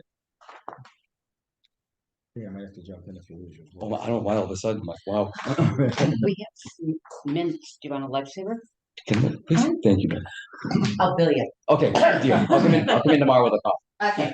So, Got one other thing, it's not, we also carry a lot of equipment Yes. that goes into the fires, our air packs, thermal imaging equipment, Yep. and these become our offices as well. When we go to a fire, they're our command center. All that equipment is in there so that we can run a scene from our vehicles. On a major incident, we run it right from the vehicles. And so they're sitting there running, we're in that environment constantly. So it's not just the fire gear, but it's all the equipment on that. You shouldn't be able to go in there and have it smell like a campfire. Those days are gone. Okay. But when you're running this operation, you're sitting in the cab of your truck. You're gonna sit on the tailgate. We set it up at the rear of the vehicle so everybody. But it's out in the air. It's out in the open. Yes. Now, how much is the truck and how much is the auxiliary equipment that goes in the truck's total $83,000? So the base price of the vehicle, with lights, radios, and its total equipment is the 83,000. I apologize, give me 1 second, I have to find it. I do have it. You usually get a breakdown of all the auxiliary gear, usually amounts to about $20,000. That's not part of the well, It is. included in It's all that problem. included in the We used to price. get breakdowns of everything. I The did chassis, the cab, the Okay. motor, the transmission. Yeah, I thought I did. I thought I gave you that. Yes. Detail, how we go to the total price. I do have the breakdown. Yeah, I just have to find it. And I apologize. I don't really have it at my fingertips. Which one right here? That's it. Yep. So you guys, I thought they have, I thought it's gonna say, Yeah. it's this paper right here. This is the 83,000 is with the gear. Yes, Yes, with that's the what with I- equipment. Oh, Is yeah, this one, it's in- is that what you're looking for? Yeah. It's in there. It's Keep in there. going. Yeah. So it's in the, I thought we had right at provided the it. back, Going. Keep it going. does have the whole breakdown. Keep going. It's actually past all of this. No, they don't You're in have the it. library. Yeah, No, they don't have it. Ran out of fire truck. We could, All right, I'm gonna make Well- copies. Okay. you go to both sides. We do have it. We can hand that out. Do you want the radio stuff as well? Yeah. All right, here you go. Everything that we would. Yep. I'll just put a few things in there. No, Oh. So there's nothing out of these vehicles that you have now that you can put in the new vehicles, right? That's what you're saying? correct. The technology has changed and the parts, believe it or not, are not interchangeable. So like a console, the radios, all of that has to change as the dynamics and the electronics of the new vehicles have changed. The old equipment does not work, unfortunately, in these cars. And I know the police department is gonna runs into the same exact thing. Excuse me.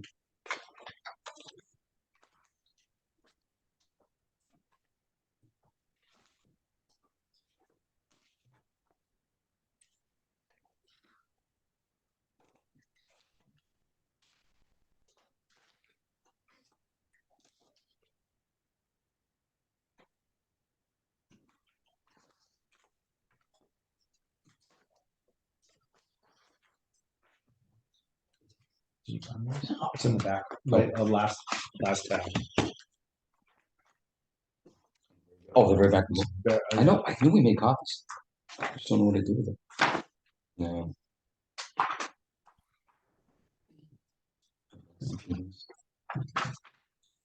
At least I know you have yours. Can I call it up on my screen? Can we just look at it this way? Do you have? Do you have it, Mary?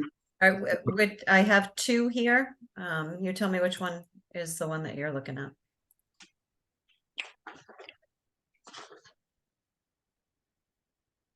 They're probably both the same, Mary. There should be one, should be, I mean, does it say, There's request 3 and request 4, so we'll start with request 3, this one right no, here. oh, no, no, no, no, no, no, OMG. they're looking for the vehicle The spec. this Colonial, the spec. CMG. Okay, hang on, let's go back over to the folder. It's got,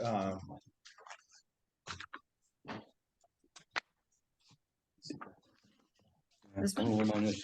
How about this?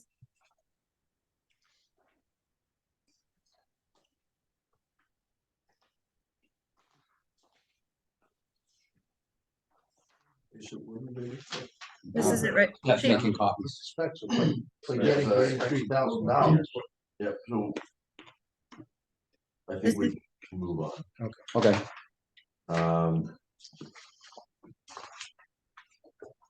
Motion to recommend the purchase of two F-150s year 2024. $83,735 each. Funding source is free cash. Is there a motion? so move. Second. Is there a second? Final comments, questions? All those in favor? Aye. Opposed? Recommended 5-0.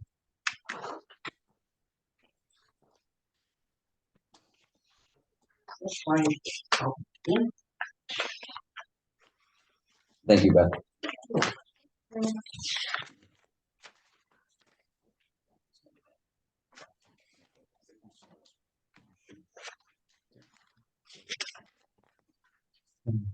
yeah, That's what we proposed. okay. Capital. Oh, Wait a that's- minute, the total on this is 74,800 plus 58,000. You have to add the radios in. So there's another, There's another form. there's another It's coming. Oh, plus rate. plus radios, yeah. Correct. This is it right here.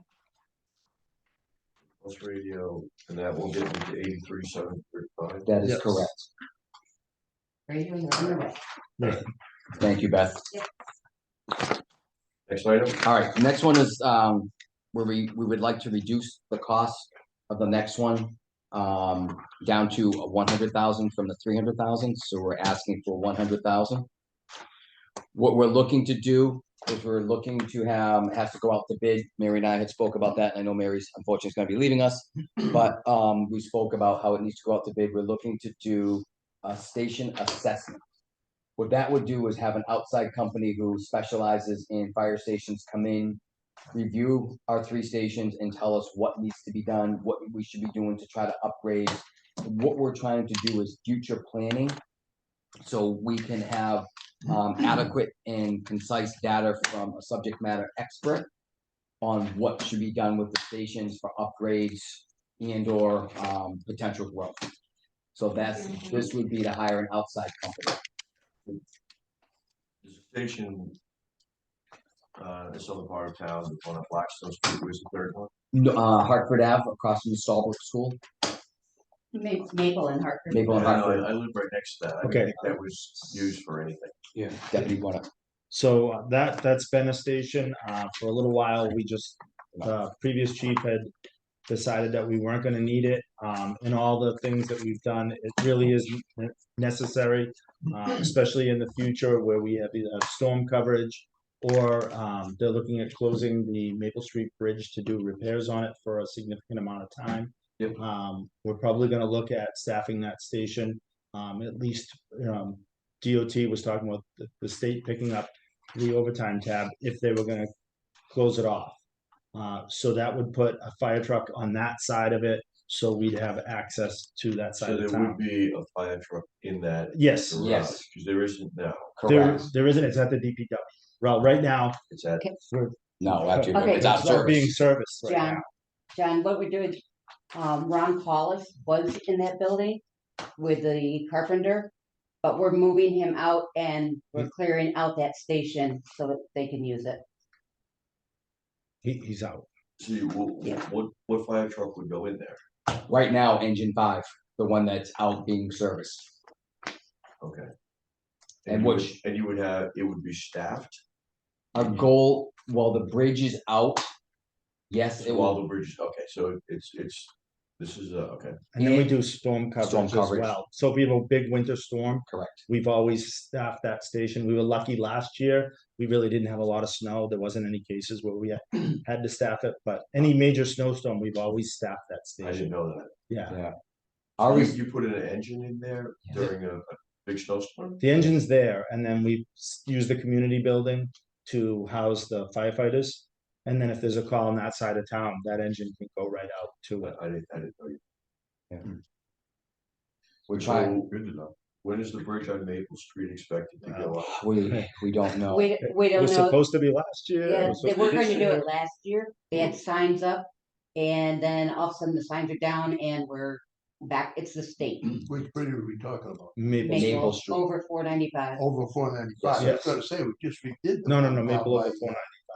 Not over the Cabinet. over 495. 495. 495. Yeah. Right by So- the Bellingham or the Mass Yeah. Diesel. Yeah. Yep, If right you ever there. stop near there, that bridge is unbelievable. I wondered when they were gonna. Just Yeah. don't look If you at it. look at it from 495. Oh, yeah. Oh, that's it's what I bad. meant, but, Oh, yeah. it's bad. It is on that list of. They were down there I was digging gonna the say, same.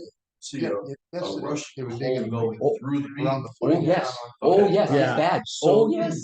That was, they've got a couple of I thought I was different only gonna plans see it. and Oh, we've no. heard, we're just waiting for the, it doesn't mean that they won't shut it down next week. We just don't Right. know what We they're gonna just do. don't know. So we're trying to plan.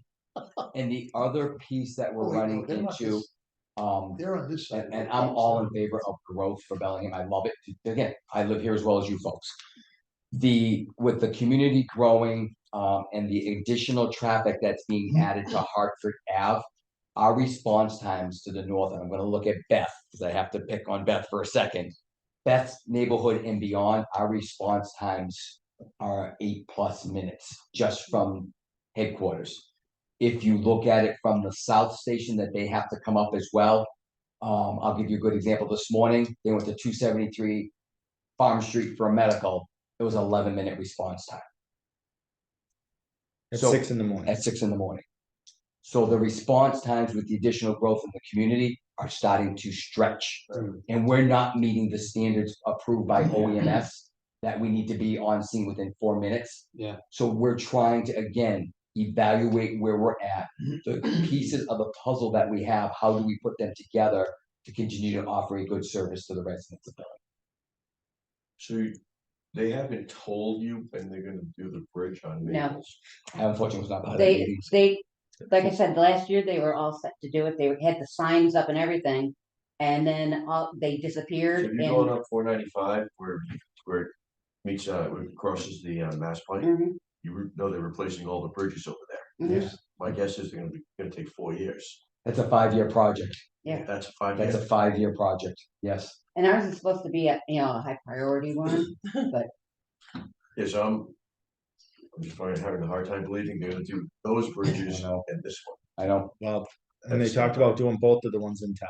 right. So not just the one at Maple Street, but the one on Hartford Ave as Hartford Ave well. That's going on as part of a project as well. I know in the city, they replace them on a weekend. Right. So Yeah. I would imagine if they want to get it done fast, they can. well, there's two different ways of doing it. And like with the Yeah. one you're referring to, they bring it in and Yeah, just that's right. pull it out and pluck it in, and That's there a you go. 3-month, that was what they sent us was if they can build it offsite, bring it in, pull it and put another one in, it's 3 to 5 months. If they have to do it on site and build it, it'll be a year. Yeah. That's just, 'Cause they did. and we don't really have control of that. No, That's Mass DOT and State Highway and A couple of years ago, on Route 95 going south of Providence, they changed the bridge over a 4-lane highway over the weekend. Yes. Yeah, and they did that at the interchange 11 in Hopkinton as well too. They I took didn't the know that. toll booths out and everything in one night. Yeah. We can only give us, I mean, they sent us information, we were all ready for it, we were scrambling, Mhm. and then all of a sudden they were like, changed our minds, we're not sure what we're doing. We don't Yeah. even have an engine anymore to put in the station. We will You hopefully, go one offline. right? Well, we're trying to get that We're one hoping fixed. that'll be back, I'm hoping in 2 weeks. so Stop that'll talking. give us the 3 to stretch Right. out.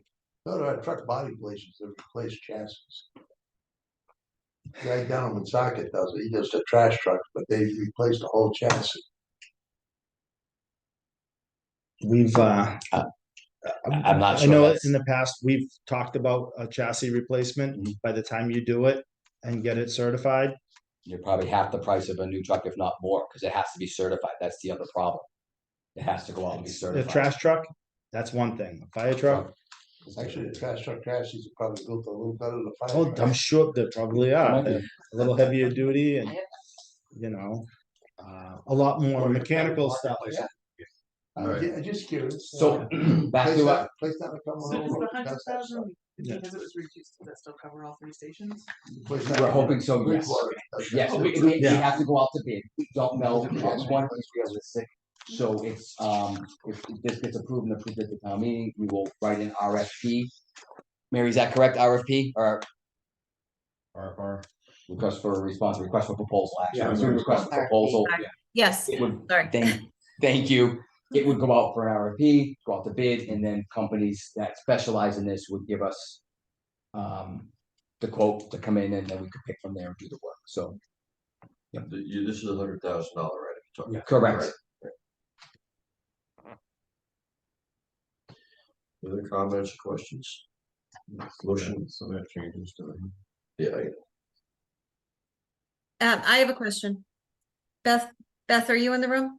yep, So is, my understanding was that the select board was in favor of delaying this until the spring in order to discuss it with the new town administrator. Is that correct, or do I have that wrong? Are we moving this in the last I knew, what the conversation was, not the 300, they would decrease it to the 100,000. And but I haven't heard anything about them delaying it, it was just to decrease it to the 100. Okay. a motion to recommend $100,000 from free cash for the review of station 1, 2, and 3. So moved. Second. All those in favor, aye. Aye. Opposed, so recommended 5-0. Could I have the vote on the cars, Dina? Or the trucks or whatever, sorry, I was copying. I You know. want to approve this? No, Is that the last item? 5-0 Yeah, vote. 5-0. Okay. That's Brian, it. then you- That's all we have. Yes, thank you. I appreciate your time. Thank you very much for the opportunity. You too, thank you. My door's always open if anybody wants to stop in and say hi, have a cup of coffee. I love my coffee. And please, questions, comments, If you want to get into the stations, you Yeah. want to see the other stations, by all means, yeah, just get a hold of us. We'll meet you up there and walk Yeah. you through what's. yeah, what's we'd love going to, on. to show off what we Did have. everyone go around and introduce So Yes. my request would be, once they start working on this $100,000 item, you could walk us through and show us what is being talked about. Absolutely. They would provide an actual detailed report that would be part of the RFP. We want it spelled out what needs to be done. Do you think that empty station in North Bellingham is going to become a station eventually because of the population? Our goal for that is yes. Yes, and again, to cut the response times down so we provide adequate protection to the north side of town. When you say protection, are you talking about a fire engine and a rescue? Yeah, an ambulance? Ambulance? Yes, that is our goal, both. That is our goal. So my question, The bill, again, we need to do the assessment to see Yeah. what can be done with that piece of property. so if you were to do that, how many employees do you need for those two vehicles? So I can't give you an honest answer because we are in the process now of having a staffing / station study done by an outside vendor. So when I get that report, I should say when we get that report, we will forward it to you for your But for a fire engine, is it two people? three. Should be an Three. officer and 2 firefighters. And then 2 firefighter paramedics or 2 paramedics on an ambulance. So like 5. 5 maybe 5. times 4 groups, so it would be 20.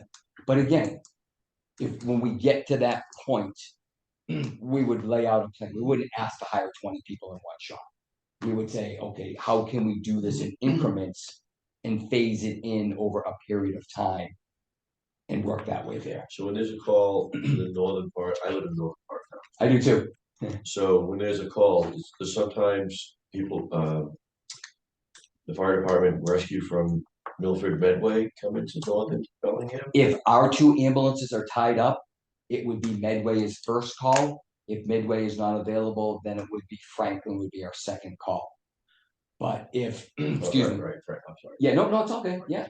If, as an example, if headquarters is out, say they're they're over at Depot Court doing a medical, and another medical comes in up off of Pearl Street, the ambulance from south would go there because it's available. We have to send it. You're looking at over, I'll let the cat out of the bag because we don't have the definitive report yet, but the computer generated response times is a 16-minute response. Yeah. I don't want to say that to scare anybody, but we are going to be very realistic in coming forward. And we have to, as a new fire chief, as living in the north side of town, not that far north, I do live north, we need to be providing adequate protection to all residents. And that's just not an ambulance. That Right. would be a piece of fire apparatus. Excuse So engine 1, if they were out on a call and you had a fire call, that engine would be coming from Right. station 1 right on the Woonsocket line all the way down to go to the call in Pilgrim Village or Farm Street or wherever. Have you identified any land up there that's available for Where's that, Joe? station? Where's that, Joe? We do have an idea. I know that there's a piece of land where there used to be a landscaping place where you could buy mulch and stuff right across from The gas the station. Oak Hill Cemetery. Yeah. Yes. You know what I'm saying? I don't know if it's deep enough because of the power lines. I don't know how big that piece is, but we are looking. It's about 250 feet wide. I don't know how deep it goes, but there's nothing behind it either. And that's just where, again, I don't want to speak out of school because if we can get through the first step of having the assessment done, that's going to tell us what we should be looking as a community to do on a whole. And that's what we want to do. We don't want to sit here and give you our speculations. I don't think that's right. We want to have it done by professionals and have them say, this is what we should be looking at doing. We know, and I'll be very comfortable to say this and very open, and I say we, including the deputy, that we're not producing or having adequate protection to the north side of the community right now. Does the state have laws that would come to Bellingham and say you don't have enough? There's nothing like that in Massachusetts. We are governed by the Offices of Emergency Medical Services, called OEMS, in Department of Public Health, that requires us to have medical care within 4 minutes of receipt of the call. And I can tell you we're not meeting that. And I mean that honestly. I don't think anybody does really. Oh, yeah. Oh, yeah. Not on a yes. regular basis on the outlying area. They actually do. Yes. Depending on, so a lot depends on what your coverage is. Right. If you have a full-time department as opposed to others, there's some standards that they change around with. They give, but realistically, providing ambulance service, everybody has to meet that That's criteria. standard. And we know Bellingham is unique because we're not really, what are we, like 3.5 miles wide? Well, Yeah, but I was we're gonna almost say. 14 miles long. And the other part we run into is we know we're getting into the holidays. What happens to Hartford Ave? Yeah. The bottleneck. Yeah, I know what that they- might be why they pulled the, the construction from the state. Because I think they may want to coordinate that all with that expansion of Hartford Ave, and then all the way where Grove and Depot Street Right. cross, to put that set of lights in there. And Yeah. so, So we're looking at all of that. And again, we just don't want to come and give you our opinion. We want fact-based, and that's what we're trying to do. So. Why don't the communities get together in Medway, Franklin, North Bellingham, have a station? That just doesn't work. So because another- politics and regional Exactly. So it's regionalization, and that's a whole nother animal that laws, rules, and regulations that come into that you have to be approved, and now it becomes a district. Yeah. And then unfortunately, when you go to a district, it's either a water or a sewer district, or, well, I'm sorry, a water or a school district, and then we kind of lose control of it. So as a community of Bellingham, it wouldn't be under our control. Fire department would run it, but it comes under a district. There's 6 districts in Massachusetts right now, and they're all under water sewer right now. You have Centerville, Ossiville, Marston Mills. You have South Hadley District 1, District 2. I'm missing a couple. You have another one down towards the Cape. I apologize, it escapes me, right off of Route 3. But there's 6 districts right now in Massachusetts for fires, and they're all governed under water because of the way the rules are written for Massachusetts. Well, you just said the fire is Mhm. governed underwater? Yeah, they have a commission. So I'll stop there. It's very confusing with the mass law. So you get 2 guys here that would say, we want to do regionalization. I don't think we'd ever see it in our careers because of the politics. Not in my lifetime? Not in our lifetime. I didn't want to say it that way. We tried to have the department of Norfolk, I get 10 acres from the state, right on the line. You know. You know what went south? When the selectman from Norfolk says, well, you got more cops than we do, so you're gonna be using more toilet paper than our guys are. Right. My board of selectmen got up, walked out, that was the end. We were 8 months into the project. It's very difficult. Pioneer Institute wanted a position paper on it, because we were the first in the nation. Right down the drain, over toilet paper.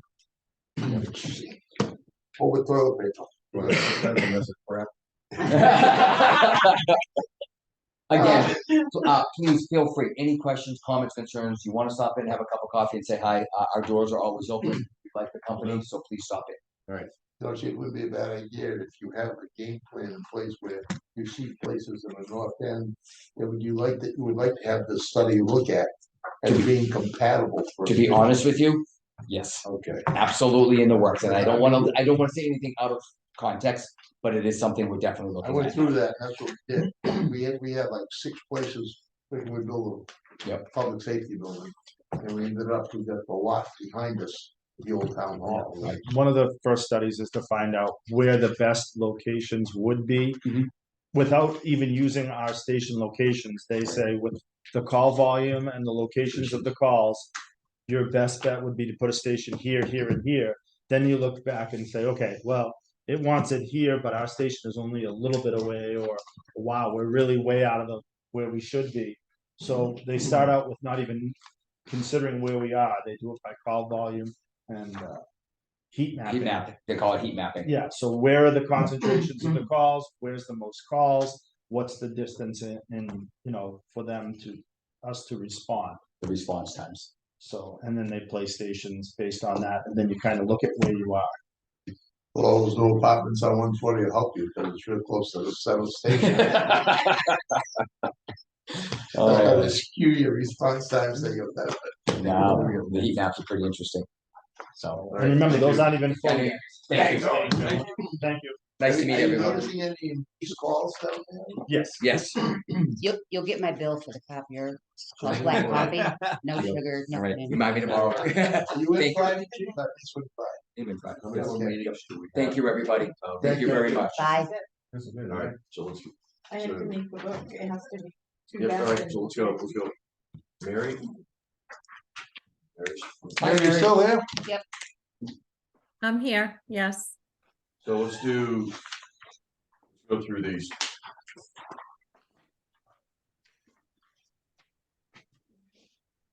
Where are we?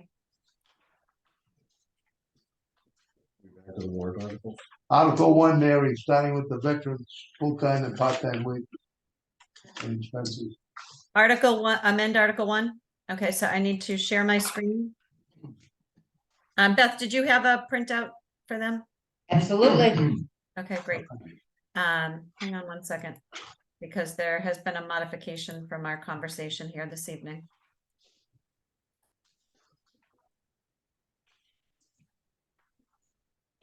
I'm going to attempt to share my screen. Where did it go? Why is that not showing up? While everyone's looking, I just want to point out that our new CFO, Heidi, is on the Zoom meeting also. Heidi Chuckry. Hi, Heidi. Heidi. She's hiding though. She's muted. Hi, everyone. Hi, Heidi. Hi.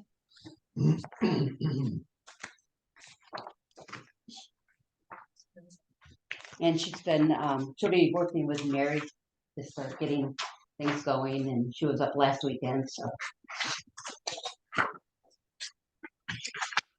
Okay, hang on one second, guys. I'm just trying to find I don't know why this sheet is not showing up in my share options here for. Oh, here we go. There it is. Got it. Okay. Do you have a sheet that looks like this? Yep. Okay. All right, so amend Article 1. The total amount that is showing on the sheet in front of you is $901,907 to amend the FY24 budget.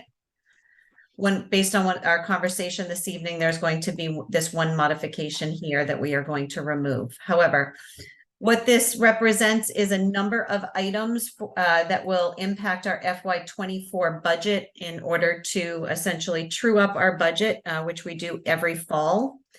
Our new growth numbers came in much stronger than we anticipated, and as a result, we are able to address some deficits that we have seen in terms of services and other requirements in the FY24 budget. So I'm just going to walk through them real briefly. You should be able to see the departments and the descriptions that are shown there. But through some initiatives, we have a need to increase some wage lines for some additional coverages in some offices. First, to deal with the Veteran Service Office, where we now have a full-time veteran service agent, as well as an administrative assistant providing 10.5 hours of service per week. So we need to increase those budgetary line items to compensate the staff in that office. In addition, there is a need for additional expense funding in the veterans budget in order to provide outreach services. So those are the first 3 line items. Fourth line item is DPW. As we had mentioned several times before, we were in the process of trying to settle the AFSCME contract that has since been settled. The impact is going to be shown in Articles 1 through 5, as well as Article 9 when we get there. MIS department is seeking some additional funding in their budget of $50,000 in order to purchase some additional cybersecurity consulting services, software, and other defense mechanisms. HR, $10,000 is to do an annual review of our self-insured health trust fund. We did one a couple of years ago using the HILB group, so it's going to be similar to evaluate the performance of our self-insured trust fund. Parks Department, we're proposing to add wages to cover the hiring for next summer for some additional summertime help to assist with some town cleanup efforts, whether it's at parks or roadsides. There's a need to provide some additional cleanup services.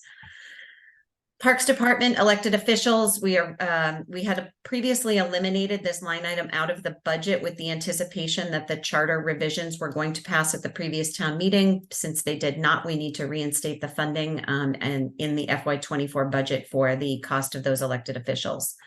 Next three line items are transfers to our reserve funds. First one, actually, I should have. Unfortunately, the description's not showing there. First one is to the Health Insurance Trust Fund. This is an annual routine and customary transfer that we do in addition to our town appropriation. So we're looking to put an additional $300,000 into our trust fund. The next one is the Compensated Absences Fund. We've had a number of folks who have some payouts and some separations. So we have started to see a decrease in that reserve for compensated absences. So we're replenishing it. The next one is $50,000 to transfer to our OPEB to contribute to our unfunded liability investment trust fund. So those are the three transfers. Down to the assessor's line, we're asking for some full-time wages in order to address a position that was added into the assessor's office, which is a data lister. For years, the town had relied almost exclusively on outside consultants. What we're doing is bringing that in-house in order to provide more robust services with respect to inspections and capturing new growth and making sure our assessment records are as accurate as possible. That will result going forward in the FY25 budget of a reduction in some of the reliance on external consultants. Next two lines with the police department are the annual transfer that we do. The police department applies every year for the E911 support and incentive grant. That grant covers the cost of wages for our dispatchers. So when we are awarded that grant, what we have traditionally done is we have moved the expense for those dispatchers over to the grant, freeing up capacity in the police department's budget where we move to the move it out of salaries and into expenses so that they can take care of some of their annual equipment needs, and it frees up funding that we don't have to appropriate in their budget. Police department, next two lines. So I'm going to go to police overtime and fire overtime. We have been hearing from both of the chiefs that given their increase in staffing as well as full implementation of the collective bargaining agreements, that both of them are projecting that there will be a deficit in their overtime line. In order to stave that off, we are proposing to increase their appropriation by $50,000 each. In between that was the line for the police vehicles, where we had some conversation this evening about potentially adding it to their budget. Well, I'm not going to do that for FY24 because the vote and the recommendation this evening was to fund those out of free cash. So I'm going to remove that out of here when we do the booklet. Next line item is conservation. We have had some significant turnover in the planning and conservation area in the last couple of years, and town has hired a 20-hour-a-week clerical position in that office in order to provide support for both the conservation and planning offices. The cost of that is $32,000 that needs to be added to the budget. The next line is the taser line that we were just talking about. So we're going to increase the police department's appropriation for the cost of that, what we'll call a 5-year lease on the tasers. Tree warden, we talked about this before in the review of capital items to increase the tree warden's appropriation by $50,000 and on a go-forward basis in order to avoid having to do it in capital. So when we voted those capital items and I said the funding source was the operating budget, this is where you're seeing that impact. Last item is building maintenance department, looking to increase that appropriation by $25,000. That will include the vote that the finance committee took on the security system and fire alarm system for the historical museum, as well as slightly additional funding for some additional repairs on other town-owned properties. So with that reduction of the police vehicles, amend Article 1 at this point is $827,407. Any questions on any of those lines? What was it again? Because Cross out what number? This one. 74.5.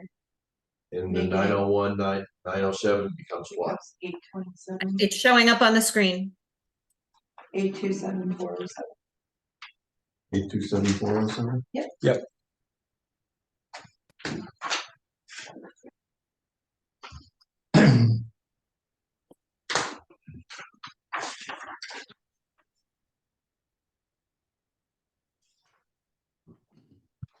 So Mary, you referred to fiscal year 24. Fiscal year 24 means the year we're in right now. That is correct. All right, so fiscal year, when we say fiscal year 24, it's referring to the last day of the year. That is correct. June 30th of 2024. Correct. All right.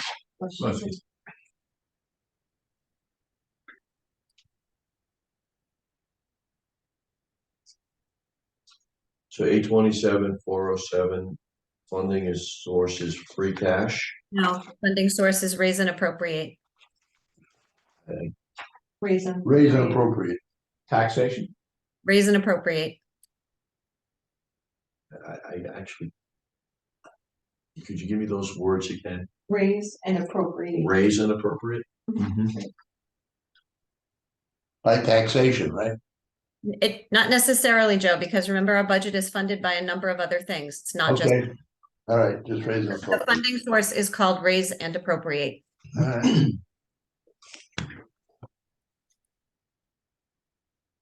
Is there a motion to amend Article 1, the amount of $827,407 funded from raise and appropriate?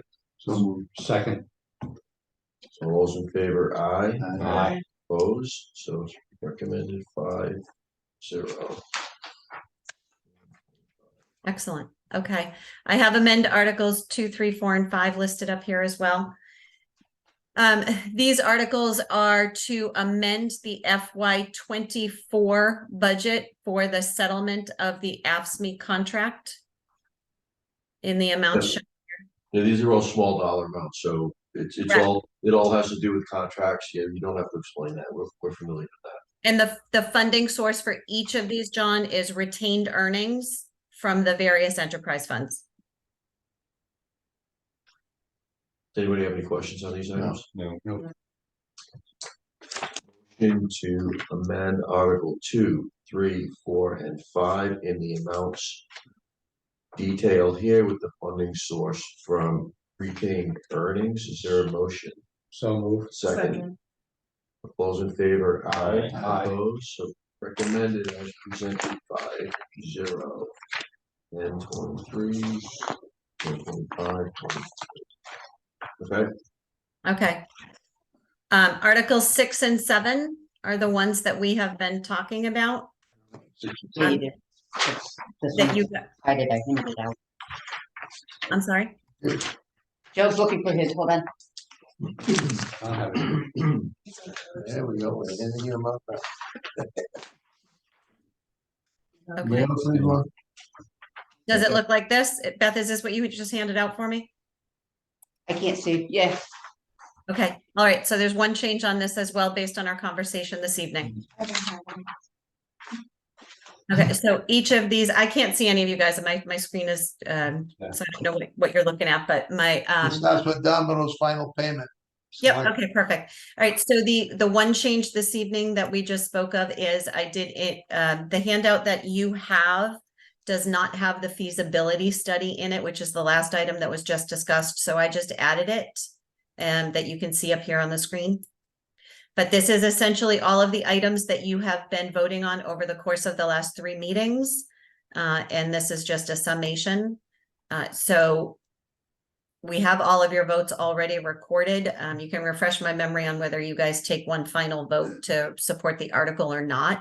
But what you will see is that these summary totals down the bottom should have increased by $100,000 from what you have in your hand. Is that correct? So it should be 3,747,856. That is correct.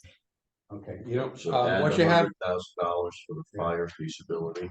The 100,000 for the fire, that's coming out of, Free, Free right cash. here. Yes, yes, Joe. That's Mary, correct. what you have there ends at Article 5 on the screen. Article, oh, okay, hang on, sorry. Resume share, let's try, ooh. Here I am flipping around my other spreadsheet and you guys aren't even seeing what I'm doing. How's that? Still Article Still the 5. same one, All right, it, not Article 6. sorry. I'm clicking the button that says you are screen sharing. So we've already voted on the $3,747,000 worth of items, right? You have in individual pieces. Can you see that now? Yeah, Article Yes. 6. Okay, sorry. I thought you guys had the, We okay. don't see it soup to nuts. We just see the top half. Okay, so this is the new one that I just added. Uh-huh. And then down the bottom here is the summary that I was discussing. So yes, Kevin, does that dovetail with what you have in front of you? Right. Mine, $100,000. Plus the 100,000, yeah. That is correct. Okay. Okay, so this is Article 6 right here. Thank you. And then this is Article 7 over here, which is capital under 50. 7 is on the other side. And I adjusted that for the price of the trench box. So I don't know if yours still says 25,000 or if it says 18,950. It says 25,000 right now. Okay, so then so I've adjusted it to the 18,950. And change the 125,540 to what? 119,490. Okay, And these are your funding sources. So if you guys want to take one consolidated vote, that's up to you.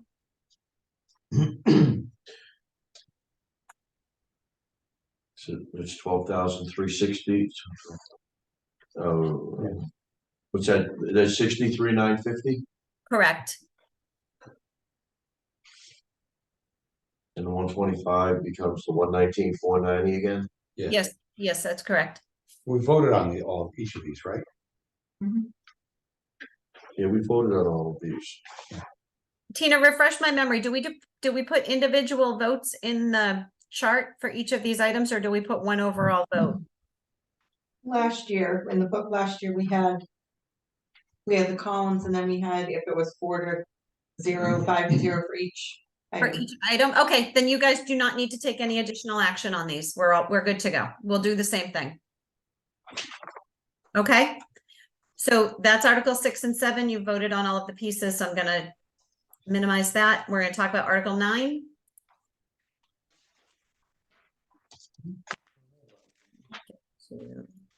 Because we should have already taken care of Article 8. Beth spoke. I don't have an Article 9. Article 9 was the changes in the labor contracts, which we already voted. Yep, I'm gonna go over it. So I have the town meeting warrant book. Every time I switch to The it, town charter revisions, I don't have it in the last meeting, was that better? just a moment. We have no financial impact. In this one, I looked through other ones. Article 8 was in the minutes that we just approved. Oh, okay. We're not voting Article 8 because I was just putting it in my book, I just put it in. Do you guys have the town meeting warrant that looks like that?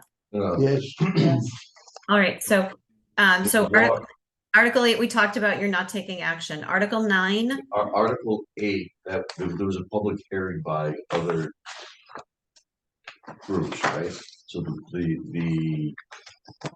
There's a final one next week. so Yeah, October 30th. so the warrant should state that there was a public hearing held by whatever the name of that committee was. Charter Commission. Yeah. You don't have to say that the finance committee did not take any action. You just have to say that the action was taken by the Other committees. Okay, thank you. So you have to name the committee. You can't say other committees. Town charter. If John names the committee. Thank you. Okay, showing up on my screen is Article 9. Yep. Article 9 is the AFSCME contract, which was settled. The period that it encompassed is July 1 of 2022 through June 30, 2025, Beth? Yes. Okay, so what that means is that 25. Yep, so we have retro wages that are now due to employees for a prior fiscal year. So what's the dollar amount? It's shown up on my screen. The total dollar amount is $32,030, and there are 5 funding sources. So the general fund would be funded from free cash, and the 4 enterprise funds would be funded from retained earnings. Do I have that worked Yeah, out? we don't have that. You do not have that because it just came this afternoon, and I was just working on it while you were speaking.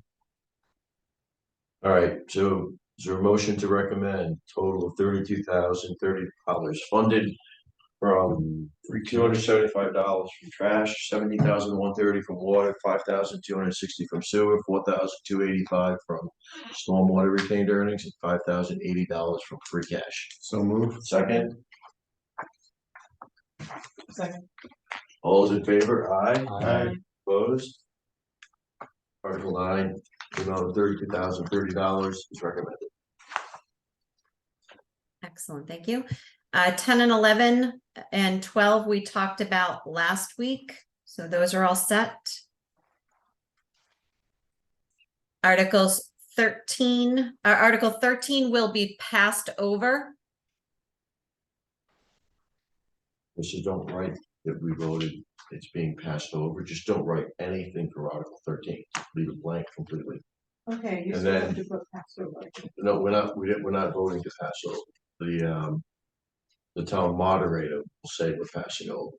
We're not taking any action, so just leave So it, should I just put that? no, Just don't put just it in. leave it blank. Because it's being passed over. Somebody's gonna ask Somebody's gonna ask what? at the town meeting, what's the finance committee say? No, the finance, it's being passed over. The finance committee takes note, is, Yeah, somebody else say we're taking no action. leave it blank. I wanna leave it blank. Article 14, Article 14 will be passed over. passed over, all right, just leave it blank. The remaining 3 articles will also be passed over, 15, 16, and 17. 15 is a passover, That is correct, 16 passover, correct? no unpaid bills. Thought we had 2, No, we were able to address them. okay, So there's none. Correct. good. So for all of these, even, you know, want me to put anything for Leave 15, them blank. 16, 13, 17? 14, leave them blank. 15, 16, 17, blank. All the moderators are saying, you know, those are being passed over. Yeah, they did. Somebody makes a motion to pass over and it's done. We should be consistent with the language that we put in the booklet last time for articles being passed over. And it says that the committee took no action because the article would be passed over. That's consistent with what we've done for several years. Yes, that's what I was gonna say, because if we put nothing there, does it work? Yep, so Tina, you and I will work on the draft of the booklet. We will put that in. Okay. Okay, great, thank you. That's all for me. Thank you, Mary. Thank you, Mary. All right, Thanks, Mary. thank you.